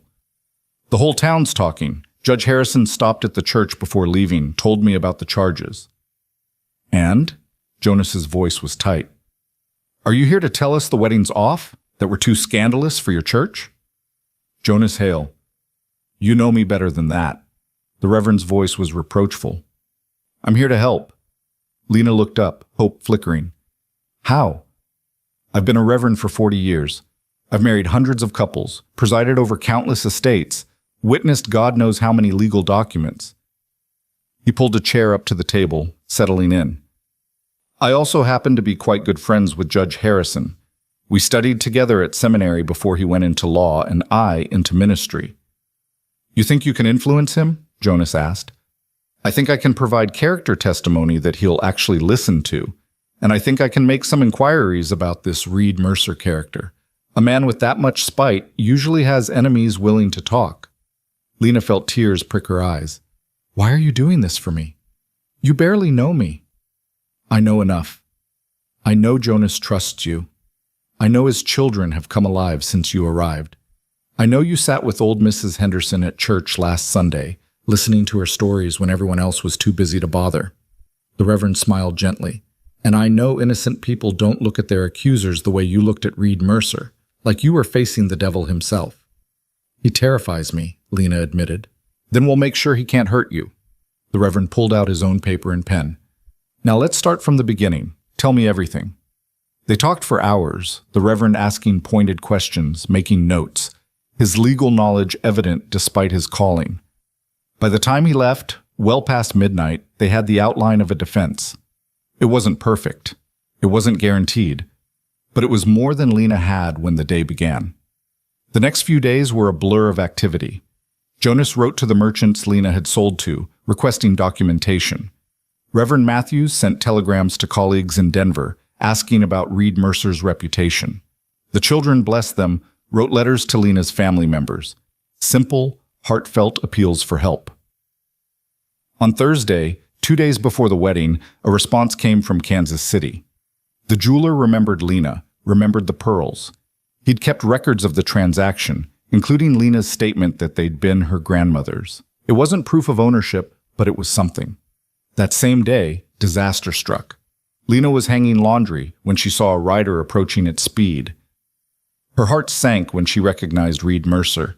He dismounted before his horse had fully stopped, his face twisted with rage. "You think you're clever, don't you, sending your pet reverend to ask questions about me?" "I don't know what you're talking about." Lena stepped back, glancing toward the house. Jonas was in the fields with Samuel. She was alone. "Don't play innocent. I know Matthews has been making inquiries, stirring up trouble." Reed advanced on her. "You need to understand something, Lena. I always get what I want, always, and I want you to pay for embarrassing me." "I never did anything to you. You rejected me. You, a divorced woman with nothing, rejected me." His voice rose, spittle flying. "Do you know how that made me look? How people laughed when word got around that I'd been pursuing you and you'd run away? So this is about your pride. This is about respect, about putting you in your place." Reed grabbed her arm, his fingers digging in painfully. "You're going to drop this defense. You're going to plead guilty, accept your punishment, and maybe I'll speak on your behalf at sentencing, recommend leniency." "Let go of me." Lena tried to pull away, but his grip tightened. "Not until you understand. You can't win this. I have money, lawyers, connections. What do you have? A mountain farmer and his brats?" Reed's laugh was cruel. "They can't protect you. No one can." "I said let go." Lena shoved him hard, surprising him enough that he stumbled back. His expression darkened dangerously. "You little, is there a problem here?" Both of them whirled. Jonas stood 20 feet away, rifle in hand, pointed directly at Reed. His face was calm, but his eyes were deadly. "Mr. Hale." Reed straightened his jacket, trying to recover his composure. "I was just having a conversation with Miss Crowell." "Looked more like assault to me." A misunderstanding. I came to offer assistance, and she became emotional. You're lying, Jonas said flatly. And you're on my property without invitation, putting your hands on my future wife. That gives me the legal right to shoot you for trespassing and assault. You want to test whether I'm bluffing? Reed went pale. You wouldn't dare. Try me. Jonas didn't move, didn't blink. You've got 10 seconds to mount that horse. After that, I start shooting. For a moment, Reed stood frozen. Then survival instinct won over pride. He backed toward his horse, never taking his eyes off Jonas. This isn't over, he hissed. You can't watch her every minute. Eventually, she'll be alone again. And when she is... Jonas fired a shot into the ground near Reed's feet. The man yelped and scrambled onto his horse. Next one won't be a warning, Jonas said calmly. Reed spurred his horse and fled, dust rising in his wake.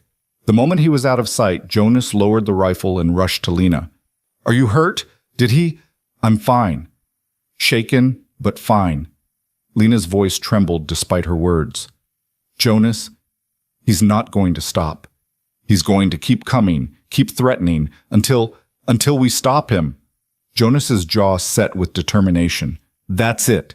I'm done playing nice. Tomorrow, we're going to the sheriff. We're filing charges for harassment, trespassing, assault. And we're telling Judge Harrison everything, including the threat he just made. It's his word against mine. No, it's his word against ours. I heard the threat. I witnessed the assault. Jonas cupped her face gently. You're not alone in this anymore, Lena. Stop acting like you are. That night, neither of them slept. They sat together by the fire, Jonas's arm around Lena's shoulders, both of them listening for hoofbeats that never came. Tell me something, Jonas said quietly, about your life before all this. Something good. Lena thought back through the years of pain to find something bright. I had a garden once, at the house I shared with Daniel. Nothing fancy, just vegetables and some flowers. But there was this one rose bush, pink roses, the prettiest things you ever saw. I'd sit with them in the evenings and just breathe, feel alive. We'll plant roses here, Jonas promised. Pink ones, as many as you want. You don't have to. I want to. I want you to have beautiful things, Lena. You deserve beauty after all the ugliness. Lena leaned her head against his shoulder, letting herself draw strength from his solid presence. Tomorrow they would go to the sheriff. Tomorrow they would fight back against Reed's manipulation. But tonight, in this quiet moment, she let herself believe that maybe, just maybe, everything would be all right. Jonas? Thank you. For stopping. For staying. For fighting for me when you had no reason to. His arm tightened around her. I had every reason. You matter, Lena. To me. To the children. You matter, and people who matter are worth fighting for. Outside, a storm was building. She could smell rain on the wind, hear thunder in the distance. But inside, wrapped in Jonas's warmth and protection, Lena felt something she hadn't felt in years. She felt safe. Friday morning dawned gray and threatening, the air heavy with the promise of rain. Lena dressed carefully in her borrowed clothes, her hands trembling as she buttoned the bodice. Today, they would confront Reed's accusations head-on. Today, everything would either fall into place or fall apart completely. Jonas was already at the breakfast table when she emerged, fully dressed despite the early hour. The children were unusually quiet, sensing the tension that filled the house like smoke. I want to come with you, Ruthie said as Jonas prepared to hitch the wagon. To the sheriff's office. Whatever happens, I want to be there. Me too, Samuel added. Jonas shook his head. This isn't something for children to... We're not children, Ruthie interrupted, her voice steady. Not anymore. We stopped being children the day Mama died and we had to grow up to survive. We deserve to be there. To stand with Miss Lena. Jonas looked at Lena, questioning. She felt her throat tighten at the fierce loyalty in Ruthie's eyes. Let them come, she said softly. They've earned the right. The ride into Millbrook was tense and silent. Ruthie sat beside Lena in the back of the wagon, her hand gripping Lena's with surprising strength. Samuel sat up front with his father, his young shoulders squared with determination. Sheriff Brennan was in his office when they arrived, along with someone Lena hadn't expected, Reverend Matthews, and standing beside him, a woman Lena recognized with a jolt of shock. "Margaret?" Lena's voice came out strangled. Her cousin stood nervously by the window, her hands twisting a handkerchief. She looked older than Lena remembered, worn down by something Lena couldn't name. "I'm sorry," Margaret blurted out before anyone else could speak. "Lena, I'm so sorry for what I did, for telling Thomas about everything. I didn't know he would use it against you like that. I thought he deserved to know the truth, but I should have let you tell him yourself." "What are you doing here?" Lena managed. "Reverend Matthews contacted me, told me what was happening about Reed Mercer's accusations." Margaret's eyes filled with tears, and I remembered things. Things I'd pushed aside because they made me uncomfortable, about how Reed used to watch you when he visited, how he'd find excuses to be alone with you, how angry he got when you left Daniel. Sheriff Brennan leaned forward in his chair. "Mrs. Harper, why don't you tell Miss Crowell what you told me this morning?" Margaret took a shaky breath. "After you left, Reed came to see me. Multiple times. He asked questions about where you'd gone, who you'd been in contact with. He seemed obsessed, and then he started offering money, said if I could provide information proving you'd stolen from Daniel's estate, he'd pay handsomely." Lena's blood ran cold. "He tried to bribe you?" "Yes, at first I refused. But then..." Margaret's voice broke. "My husband lost his business. We were desperate. Reed offered $500 for testimony that the pearls, the candlesticks, all of it belonged to Daniel. $500 we desperately needed." "Did you take it?" Jonas's voice was hard. "No, I almost did, God help me, but I couldn't, because it would have been a lie." Margaret looked at Lena with anguished eyes. "Those pearls were grandmother's. She gave them to you on your 16th birthday. I was there. I watched her fasten them around your neck and tell you they'd been in our family for 3 generations. "You remember that?" Lena whispered. "I remember everything. The candlesticks were from Aunt Beatrice, a wedding gift. The silver brush set was from your mother. All of it yours, freely given." Margaret pulled papers from her reticule with shaking hands. "I brought proof, letters from our grandmother mentioning the pearls, the original gift card from Aunt Beatrice with the candlesticks, everything I could find." Sheriff Brennan took the papers, examining them carefully. "This is good, real good, but it doesn't explain why Mr. Mercer is so determined to pursue these charges." "I can explain that," Reverend Matthews said quietly. "I've received some interesting telegrams over the past few days. Reed Mercer has a history. 3 other women in Denver have reported his unwanted attentions. Women in vulnerable positions, widows, divorcees, women without male protection. When they rejected him, he found ways to make their lives difficult. Legal troubles, ruined reputations, forced relocations." "He's done this before?" Lena felt sick. "Multiple times. But he's clever. Nothing ever sticks because he has money and lawyers and friends in the right places." The women were never believed.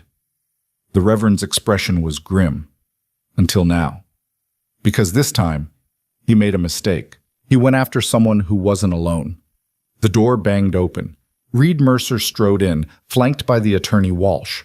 He stopped short when he saw the assembled group, his eyes narrowing. "What is this? Some kind of ambush?" "This is called justice, Mr. Mercer," Sheriff Brennan said calmly. "We're just having a discussion about your accusations against Miss Crowell. The accusations are legitimate and backed by legal authority. I don't see what there is to discuss." "Then you won't mind answering a few questions." The sheriff gestured to a chair. "Have a seat." Reed remained standing, his posture rigid with barely controlled anger. "I don't have to answer anything. The warrant speaks for itself." "The warrant is based on your testimony," Reverend Matthews interjected. "Testimony we've discovered may be less than truthful." "That's slander, is it?" The Reverend pulled out his own papers. "I have statements here from 3 women in Denver describing a pattern of harassment remarkably similar to what Miss Crowell has experienced. I also have documentation showing you offered Mrs. Harper money in exchange for false testimony." Reed's face went white, then red. "Those women are lying. They're bitter, scorned creatures trying to destroy my reputation." "All of them?" Jonas stepped forward, his presence intimidating despite his quiet voice. 3 different women, all telling the same story? That's quite a conspiracy. You know nothing about, I know you threatened Miss Crowell on my property yesterday. I heard you tell her she couldn't hide forever. I watched you grab her. Jonas's hands clenched into fists. That's assault, Mr. Mercer. In front of a witness. Walsh, who'd been silent until now, cleared his throat. Mr. Mercer, perhaps we should discuss this privately. There's nothing to discuss. Reed's composure was cracking, revealing the rage beneath. This woman humiliated me. She needs to be punished. The room went dead silent. So you admit it, Sheriff Brennan said slowly. This isn't about theft. It's about revenge. Reed seemed to realize what he'd said. I didn't mean, that's not what You just confessed to filing false charges motivated by personal vendetta, the sheriff continued. In front of witnesses, including an attorney and a judge. Oh yes, Judge Harrison asked me to keep him informed of developments. You can't prove the charges are false. Reed was sweating now, his careful facade crumbling. My testimony is as valid as anyone's. Except we have proof now. Margaret stepped forward, her voice stronger than before. Proof that everything Lena took was legally hers. Proof that you tried to bribe me to lie. Proof that you have a pattern of harassing vulnerable women. Proof that you assaulted Miss Crowell on my property, Jonas added. That's not civil anymore, Mercer. That's criminal. Reed looked around wildly, finding no allies. Even Walsh had stepped away, distancing himself from his client's meltdown. This is ridiculous, Reed tried one last time. You're all ganging up on me because of this. This woman who means nothing. She's divorced, barren, worthless. Why are you protecting her? Because she's not worthless, Ruthie said clearly from where she stood by the door. She's brave and kind, and she makes my father smile again. She helps us with our lessons and holds us when we cry and makes our house feel like a home. That's not worthless. That's everything, Reed sneered. A child's opinion means nothing. Maybe not, Sheriff Brennan said, but mine does. And based on what I've heard today, I'm arresting you, Reed Mercer, for filing false charges, attempted bribery, and assault. Mr. Walsh, your client is going to need a real good lawyer. You can't arrest me, Reed backed toward the door. I have rights. He never finished. Jonas moved with surprising speed, blocking the exit. You're not running, not this time. 2 deputies appeared, responding to the sheriff's signal. They took Reed by the arms as he struggled and shouted, dragging him toward the cells in the back.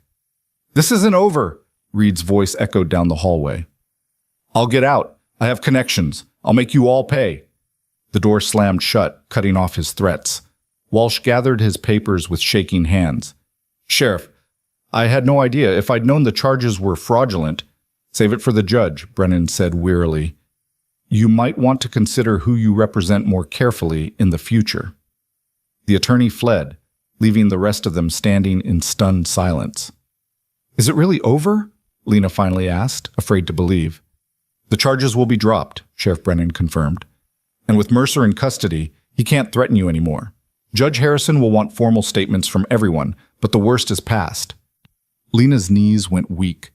Jonas caught her, steadying her as relief crashed over her in waves. Thank you, she managed, looking around at the people who'd stood with her. Jonas, Ruthie, Samuel, Reverend Matthews, even Margaret.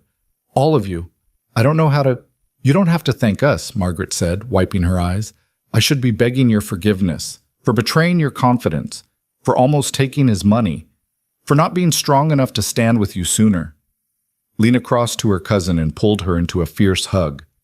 You're here now. That's what matters. They held each other, 2 women who'd been torn apart by circumstance finding their way back to family. There's still tomorrow, Ruthie said tentatively. The wedding. Is it still? Absolutely, Jonas said firmly, unless Lena's changed her mind. Lena looked at this man who'd fought for her, protected her, believed in her when she could barely believe in herself. Not a chance. The next morning dawned clear and bright, the storm having passed in the night. Lena woke to find the children already bustling with preparations. Esther and Rose had picked wildflowers from the meadow, daisies and black-eyed Susans and delicate mountain bluebells. Ruthie had pressed Lena's blue dress until it looked nearly new. Maggie had baked a cake, lopsided but made with love. Margaret had stayed overnight, helping with the final preparations. Now she stood in Lena's small room, fastening the pearl necklace, the same pearls that had caused so much trouble, around Lena's neck. "You look beautiful," Margaret said softly. "Happy." "I am happy. Terrified, but happy." "That's normal. I was terrified on my wedding day too." Margaret adjusted the necklace, meeting Lena's eyes in the small mirror. "But Jonas is a good man, nothing like Daniel. He'll cherish you the way you deserve." "I know." And she did know. These past weeks had shown her what real partnership looked like, what it meant to be valued, respected, chosen. A knock at the door. "Miss Lena?" Rose's voice was excited. "Pa says it's time." The church was small, packed with Jonas's neighbors and friends. Lena recognized faces from town. Mr. Hutchins from the general store, Doc Morrison, farmers Jonas had mentioned. Even Mrs. Talbot was there, though she looked decidedly uncomfortable. But Lena barely saw them. Her eyes found Jonas at the front of the church, wearing his best suit, his hair neatly combed, his face full of quiet joy. The children stood with him, 9 beautiful children who were about to become hers. Margaret walked her down the aisle, and when they reached the front, squeezed her hand before taking a seat. Reverend Matthews smiled at them both. "Dearly beloved, we are gathered here today to witness the union of Jonas Hale and Lena Crowell. Marriage is not to be entered into lightly, but reverently, deliberately, and in accordance with the purposes for which it was instituted by God." Lena barely heard the words. She was too focused on Jonas's hands holding hers, steady and warm. On the children's faces, glowing with happiness. On the impossible miracle of this moment, her, standing in a church, marrying a good man, surrounded by people who wanted her there. "Jonas," the Reverend was saying, "do you take Lena to be your lawfully wedded wife? To have and to hold from this day forward, for better, for worse, for richer, for poorer, in sickness and in health, to love and to cherish until death do you part?" "I do." Jonas's voice was clear, certain. "And Lena, do you take Jonas to be your lawfully wedded husband, to have and to hold from this day forward, for better, for worse, for richer, for poorer, in sickness and in health, to love and to cherish, until death do you part?" Lena took a breath, thought of the journey that had brought her here, the rejection, the rain, the stranger who'd stopped when he didn't have to, the family who'd opened their hearts, the man who'd fought for her when no one else would. "I do," she said, and meant it with every fiber of her being.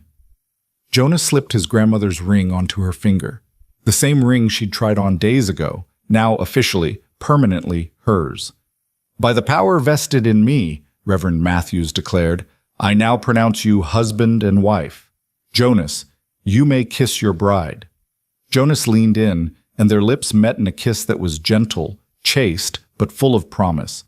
The church erupted in applause, the children loudest of all. They walked back down the aisle together, husband and wife, and Lena felt something settle deep in her soul. This was real. This was hers. This was home.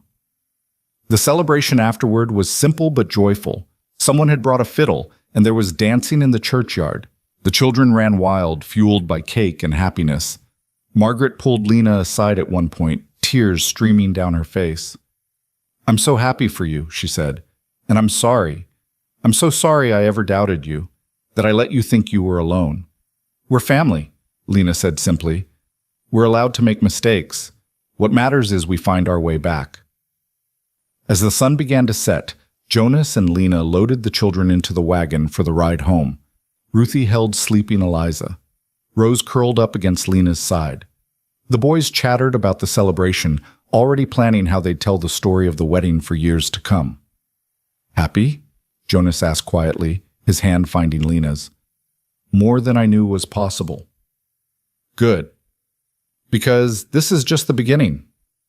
He was right.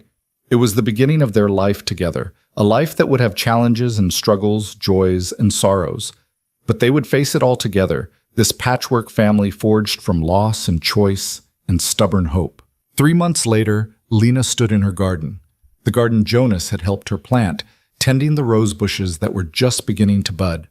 Pink roses, just like she'd remembered, just like he'd promised. Inside the house, she could hear chaos.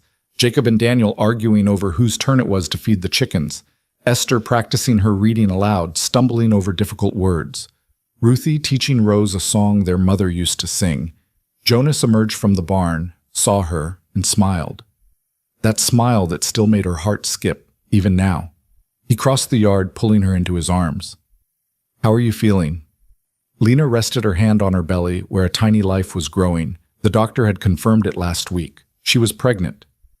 After years of believing she was barren, after the shame and the certainty that she'd never bear children, here was proof that everything she'd been told was a lie. Scared, she admitted, excited, overwhelmed. "Normal, then." Jonas kissed her forehead. "We'll face it together, all of it." "All 10 children?" She laughed at his expression. "What? You didn't think 9 was enough?" "9 was perfect. 10 is going to be interesting." From the house, Ruthie called out, "Pa, Miss Lena, supper's ready." "We should go in," Jonas said. But Lena held him there a moment longer, looking at the house bursting with life, the children she loved as fiercely as if she'd borne them herself, the roses beginning to bloom. A year ago, she'd been broken, rejected, certain she had nothing left to offer the world. She'd stood in the rain believing her life was over. She'd been so wrong. Her life hadn't ended that day. It had begun. The moment a mountain man with 9 children stopped and said, "You need a place, we need one too." Now she had both. A place and a purpose. A family and a future. A man who chose her every single day, and children who called her Ma without hesitation. And in 7 months, she'd hold a baby of her own. Proof that she'd never been broken, only bruised. That second chances existed, that sometimes the best things in life came after you'd given up hope. "Lena?" Jonas was watching her with concern. "You're crying." "Happy tears," she said, smiling through them. "Just happy tears." They walked to the house together, hand in hand. Through the window, she could see the children gathered around the table, waiting. Her children. Her family. Thomas Reddick had rejected her, but he'd done her the greatest favor of her life. Because if he'd accepted her, she never would have stumbled into the rain, never would have collapsed under that sycamore tree, never would have been found by the man who saw her worth when she couldn't see it herself. Reed Mercer was in jail, awaiting trial. The charges against her had been dropped. The gossips had moved on to other scandals. And she was exactly where she was meant to be. That evening, after supper, after the dishes were washed and the children tucked into bed, Lena sat at the table and began to write. Not to herself, but to women like her. Women who'd been told they weren't enough. Women trapped in bad marriages or running from dangerous men. Women who thought they were broken beyond repair. She told them her story. About rejection and rain and a family that chose her. About standing up to lies and finding the courage to hope again. About how the darkest moments could lead to the brightest futures. When she finished, she showed the letter to Jonas. "You're going to send this?" he asked after reading. "I'm going to send it to every Women's Aid Society, every church, every boarding house between here and Denver. If my story can help even one woman find her courage, it's worth it." Jonas pulled her close. "You're remarkable. You know that? I'm just someone who got lucky, who found people willing to fight for her." "No, you're someone who kept fighting even when it seemed hopeless. Someone who chose to believe in second chances." He kissed her gently. "That's not luck. That's strength." Over the following months, letters began to arrive. Women thanking her, women asking for advice, women sharing their own stories of escape and survival and building new lives from the ashes of old ones. Lena answered every single letter. She became a beacon, a voice for women who'd been silenced. The house in the mountains became known as a safe place. Women passing through would sometimes stop, seeking shelter, advice, connection. Jonas never complained, never said their home was too crowded or too busy. He simply expanded the table, added beds in the barn, and welcomed each woman the way he'd once welcomed Lena. "We're collecting strays," he said one night, smiling as yet another woman settled into the spare room. "We're giving people hope," Lena corrected, "the way you gave it to me." Years passed. The children grew. Ruthie married a kind farmer and started her own family. Samuel took over more of the ranch work. The younger ones thrived, secure in the knowledge that they were loved. And Lena's daughter, Grace, named for the undeserved gift she represented, grew into a bright, fierce child who knew nothing of shame or unworthiness. She grew up surrounded by siblings who adored her, parents who chose each other every day, and a constant stream of women finding their strength. On Grace's 5th birthday, Lena stood on the porch watching her daughter play with her siblings. The pink roses were in full bloom, their scent perfuming the air. Jonas came up behind her, wrapping his arms around her waist. "What are you thinking about?" he asked. Lena leaned back against him, watching her family, her beautiful, chaotic family, and smiled. "I'm thinking about rain," she said, "and how sometimes the storms we think will destroy us are actually leading us exactly where we need to be." Jonas kissed the top of her head. "Best storm of my life." "Mine too." Because that was the truth of it. Lena had been rejected, humiliated, left alone in the mountains with nothing but shame and a sodden letter dissolving in her hands. She'd thought it was an ending, but it had been a beginning. The beginning of everything that mattered. She was no longer the woman who'd been told she wasn't enough. She was Lena Hale, wife, mother, advocate, survivor. She was the woman who'd walked through rain and fire and come out stronger. The woman who'd built a family not from blood, but from choice and courage and love. And as she stood there, surrounded by the life she'd built from the ashes of her old one, Lena Crowell Hale finally understood the truth she'd been searching for all along. She had always been enough. She had always been worthy. She had always been exactly who she was meant to be. It had just taken a mountain man and 9 children, now 10, to help her see it. The end. The end. The end. The end. The end. The end. The end. The end. The end.